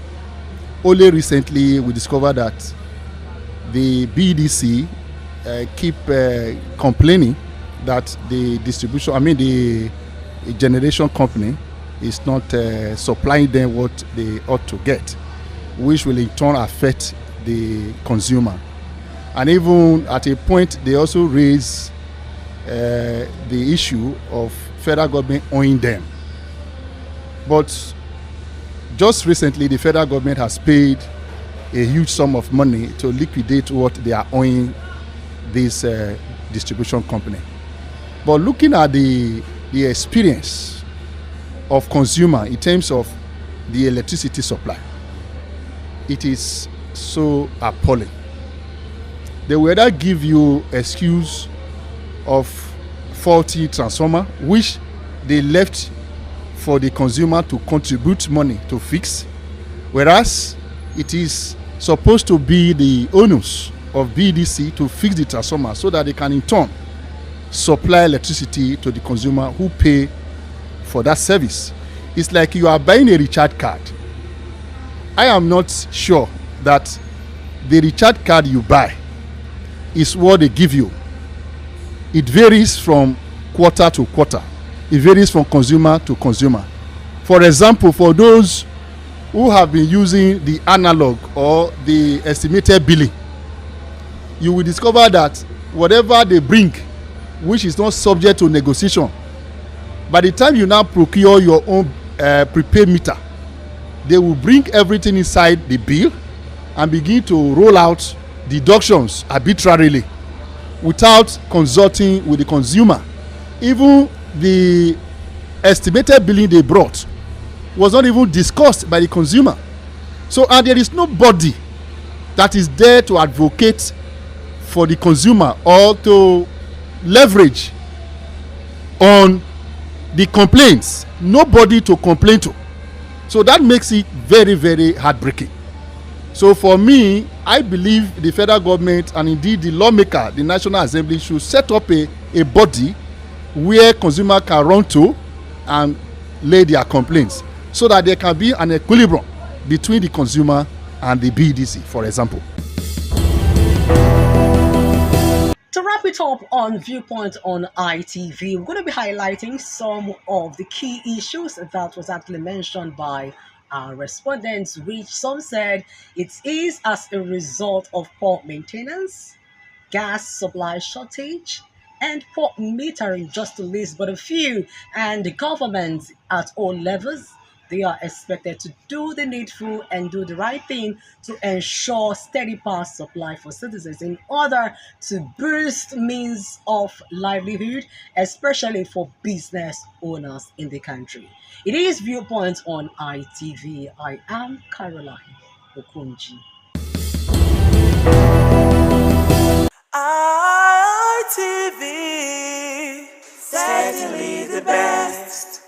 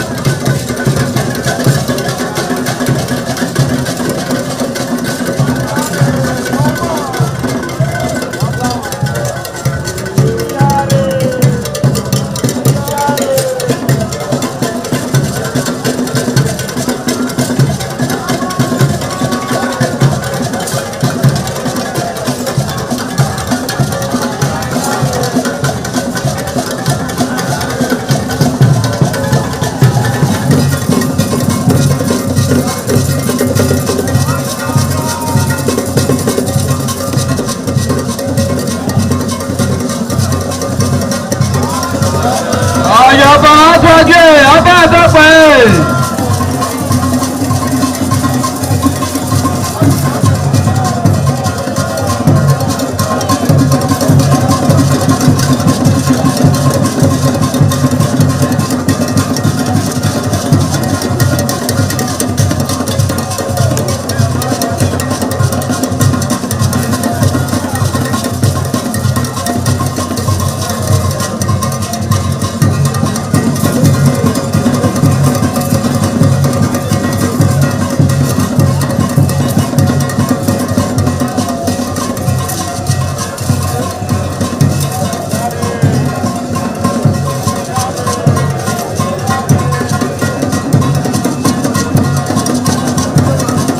Ojúde aṣáájú ọba àtọ́pẹ́.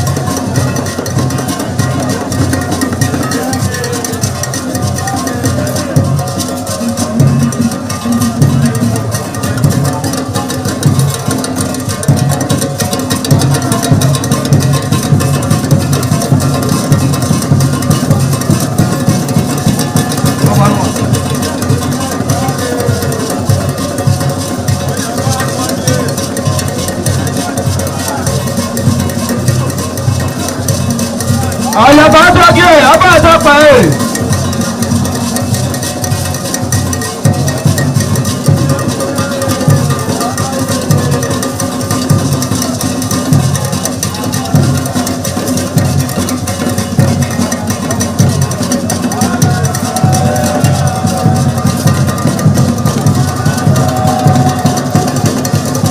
Àdàyè àtọ́jú ọba àtọ́pẹ́.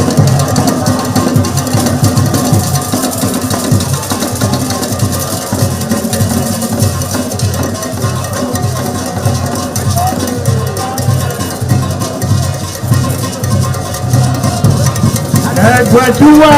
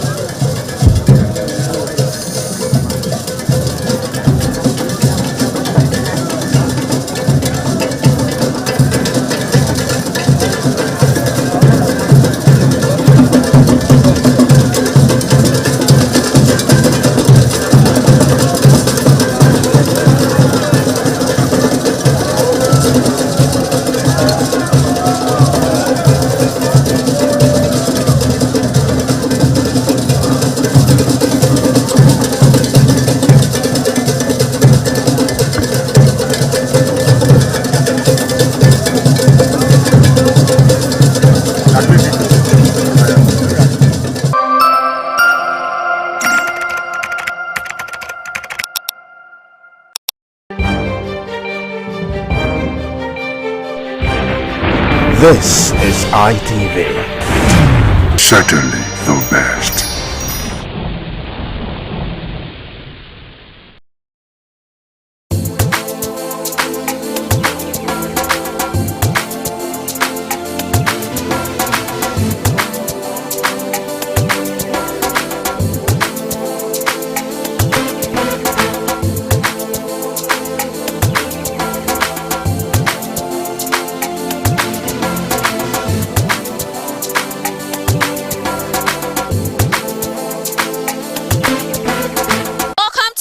Survey. We are currently in the market to get to know the effect of the new fuel price on goods, if the traders are adapting well with the new fuel price or if it have affected trade here in the market. So come with me as we get to know the effect on the current price of fuel on the traders and on the goods and services they sell. I am Stephanie Notoriwa. In recent times, Nigerians have continued to grapple with the steady increase in the price of fuel, a development that is gradually affecting every aspect of daily life. From transportation to the cost of basic goods and services, the impact is being felt across market and households. For traders, the rising cost of moving goods from one place to another has become a major challenge, forcing many to adjust their prices just to stay in business. Buyers are not left out, as many now struggle to afford items that were once considered basic necessity. On this edition of Market Survey, we'll take a closer look at how the increase in fuel price is affecting traders, the price of goods, and the general cost of living.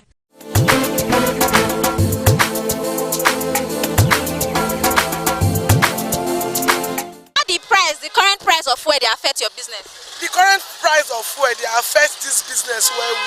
In the initial time before, when fuel come down, we dey carry one bag 500, 700. But now one bag na 1,000 naira. So e dey affect the fuel.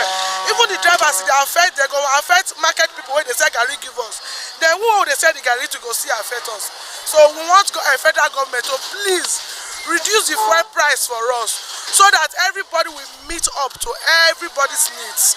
That is what we want the federal government to do for us. So if you want me to reduce, and like how much you say me they sell fuel for 1 liter? According to Nigeria situation, if you reduce it to like 800, 700, or even 500, so that everything go well for everybody. As they say, so it's not easy for the country, but we just manage and they go.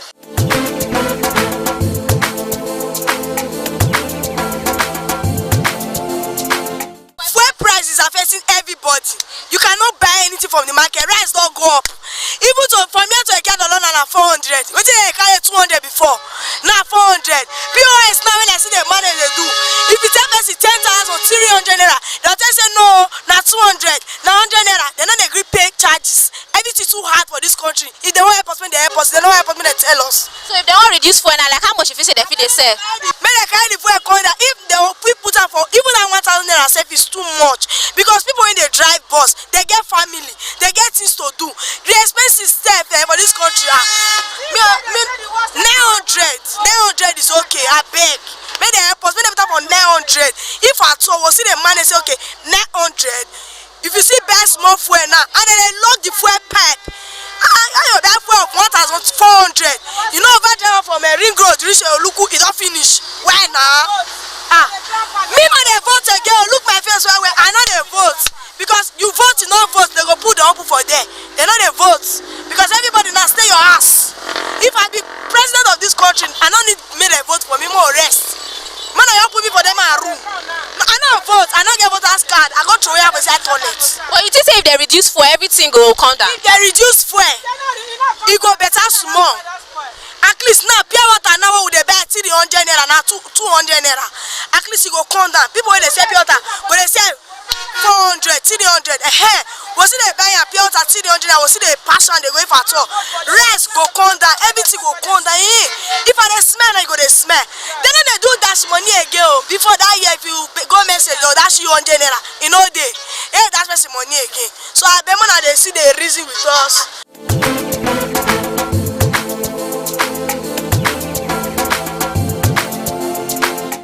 This okra, what they say so. I found a buy before 4,000. I go market today now. No, the week now. 12,000, 14, 15, 16. And the motor why I go before now 500 they go no be 700 come back. What did they have?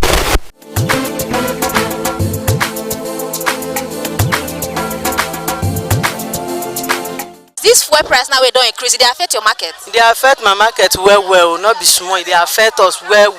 You see now, before we they buy this okra for 4,000. Now we don't buy okra for 15,000. Every week we tell the town say, why not put up for 15,000, 16,000? They will tell us say the motor, the money where they tell they carry and they come for where they sell. I say the money is too much. And before when we want share this okra, the okra say who buy 500, we will still reach there stay cook.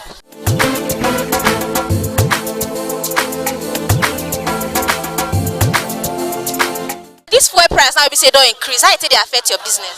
My sister, excess. They affect mostly me. They affect me. Now they tell my neighbor say, fuel where I buy yesterday 8,000, don't finish. I don't say so now tomatoes where they carry, now they affect the price where they carry before. Well, they buy tomatoes 25. Yesterday I buy 65,000. 65. Pepper where would they buy 25? It's now 50. So I beg, make them help us.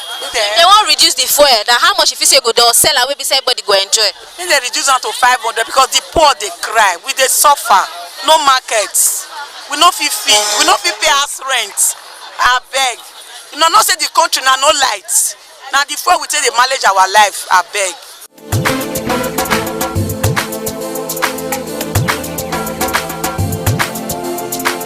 This fuel wey they don't increase, now it they affect your business. Overfed, it not be small. We they affect us. Where would they pay 200 now 500? Now they pay. The thing it don't be small thing. You don't turn the market upside down. Wait till you go buy. Before you go buy something, now you receive the transport. You come weak. Everything come increase. Fish not the let buy. Akabu not the let buy. You see sugar, you see granite. If you want to talk now, they say fuel. They'll talk now, they'll say fuel. So the thing get as it be. May government may still help the poor. May of CC leg take run meet our mates. Now that one I get to talk. May the beg government. So if they won't reduce the price of fuel now, how much if you say the office sell and maybe say everybody go feel benefit, go enjoy it?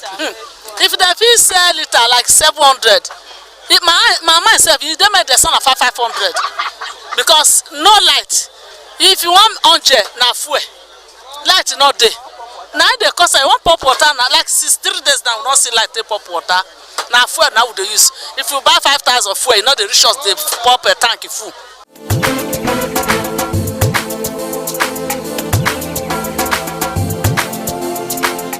The fuel price now they say now they don't increase fuel. How did it they affect on our business? As the fuel increase now, it affect our business. Why? Before we used to pay each cow from like Udul market to Bini, we used to pay like 45, 48, also 50,000. But now we are almost pay 80, 85 and 90.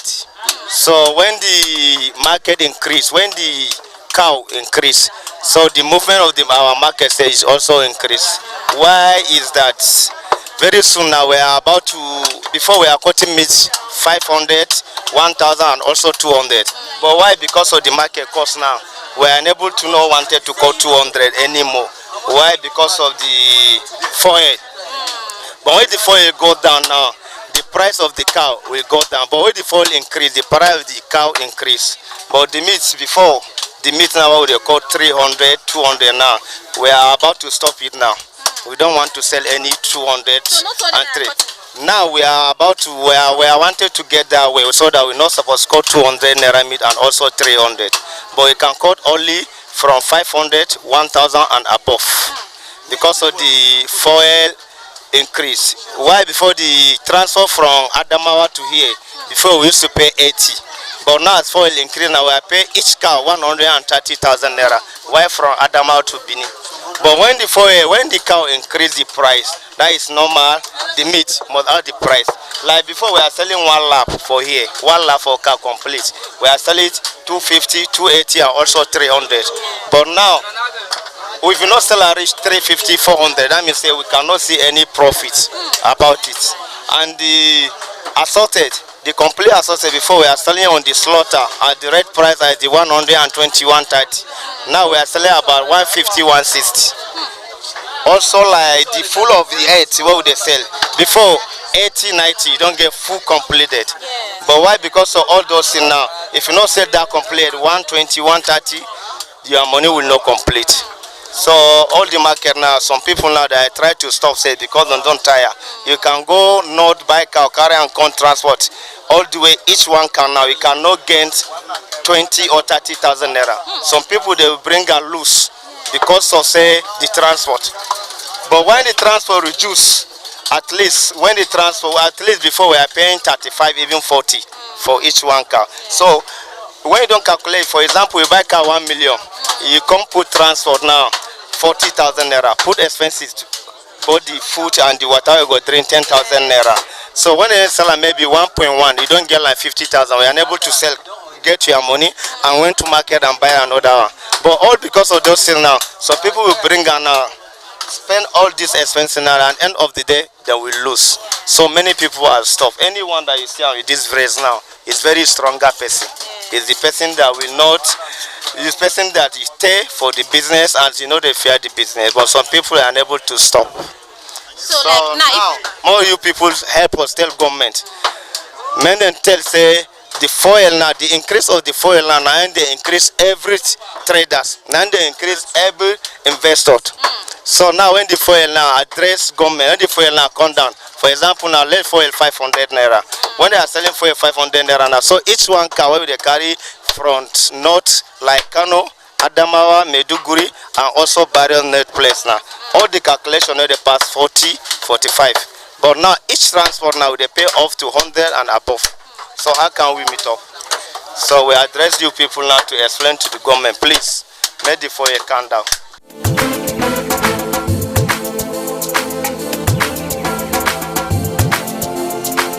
The fuel business, the fuel increase, where the money where they add for fuel, I say they affect business. Sister, you know they easy. You know the easiest to us. Because before we carry car is 20,000, 30,000. Now it's going to 100,000. So they affect our business very well. I mean, money help us to take government to carry the fuel come down so that market go they good to us, to everybody. But now you know they easy. I swear. So like how much if you say me that they sell fuel now for 1 liter? Like 500 naira go they okay so that things go see come down some more. So that we fit continue life. So now it's be like this, so customer they get customer they buy, they patronize. Sister, some complain too much. They complain well. Customer will go cut meat 200. They will begin the shout, say IB. We're able to try to increase on 500 because why? The thing's too hard. The market too hard. So now 500 they want the cut meat now. I beg, wanna help us tell government to carry the fuel down so that everything go good to us. I beg. Now my message to now.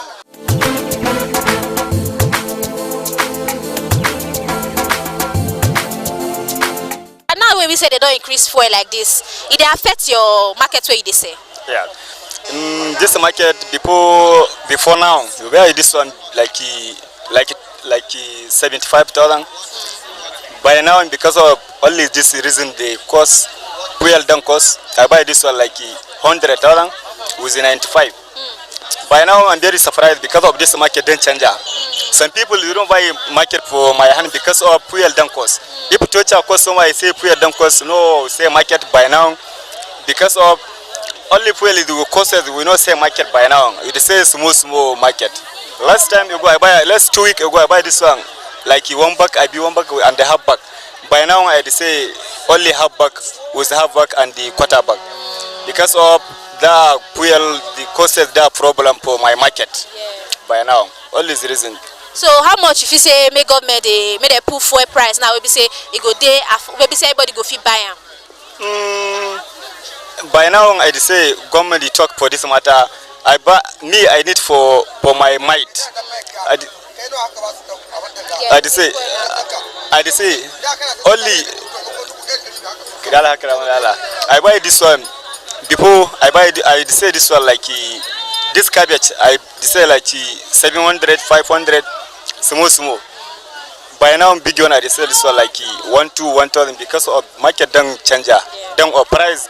It's increase, not be decrease, na increase. So if they say me you talk like how much you want me they sell fuel now for 1 liter, how much you want me they sell fuel? Before now I be buy liter like 900 with something that. By now I buy liter. Some people they sell liter 13, 16, 14, 15. So how much you want me to sell and make come down? How much you want me to take come down? Like 300, 350, 500 with something that is good.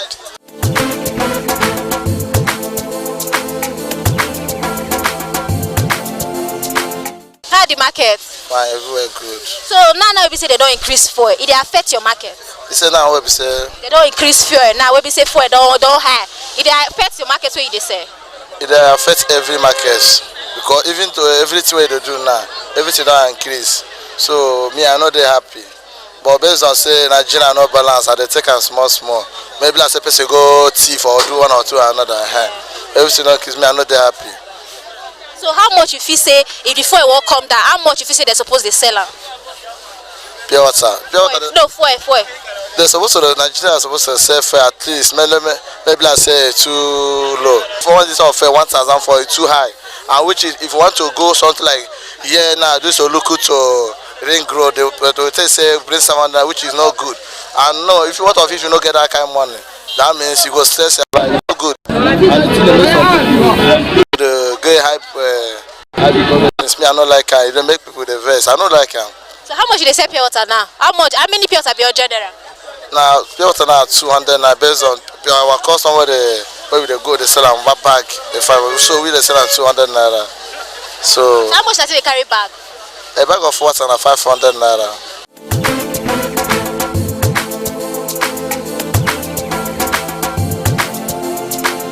The increase in fuel price continued to have a ripple effect on the economy, with both traders and consumers feeling the strain. As transportation costs rise, so do the prices of goods, making it more difficult for many Nigerians to meet their daily needs. For traders, survival now means adjusting to harsh realities, while for consumers, it often means cutting down on expenses. With no immediate relief in sight, many are left hoping for solutions that will ease the burden and bring stability to the market. Only time will tell how long Nigerians can cope with the growing impact of rising fuel costs on everyday life. We've come to the end of today's edition on Market Survey, and generally you could tell that the new fuel price is affecting traders and the goods that they sell, because currently they're having low turnout of consumers and low patronage due to the current fuel price that has increased the goods that they sell, the price of goods that they sell. So yes, and generally they've appealed to the government to at least reduce the fuel price to 500 naira per litre. That way it could at least be favorable to the marketers and also the consumers. And that's the end on today's edition on Market Survey. I am Stephanie Notodiua. Thank you so much for staying tuned.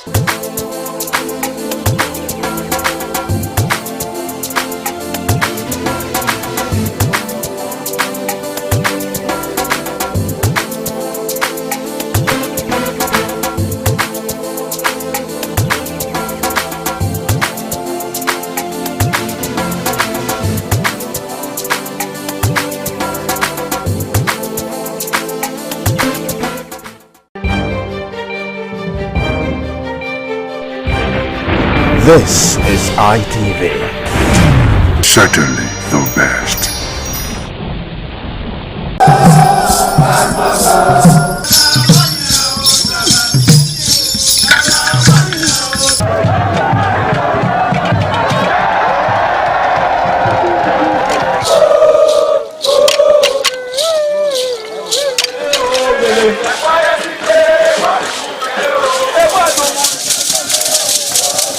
This is Anegbete community, situated in Isako Central Local Government Area of Edo State. It is an agrarian community with united people that promotes unity and oneness for peaceful coexistence. The inhabitants of the community migrated from Benin, the cradle of black civilization, a kingdom where king is truly king. The ancestors of Anegbete saw that age was the main determinant of leadership in the rural setting, and the eldest man in the settlement was regarded as the leader who presided over meetings, and his authority is held in high esteem. To further strengthen this unique system of leadership, age group evolved in Anegbete.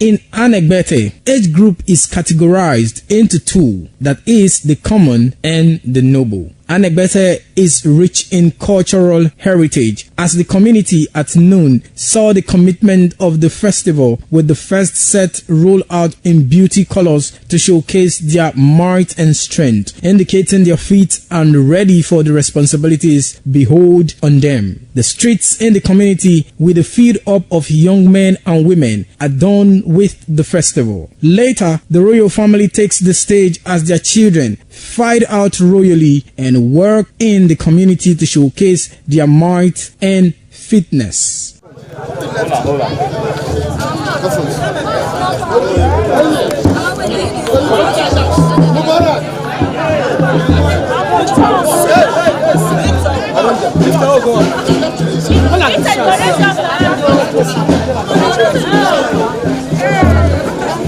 Malita. Let's go.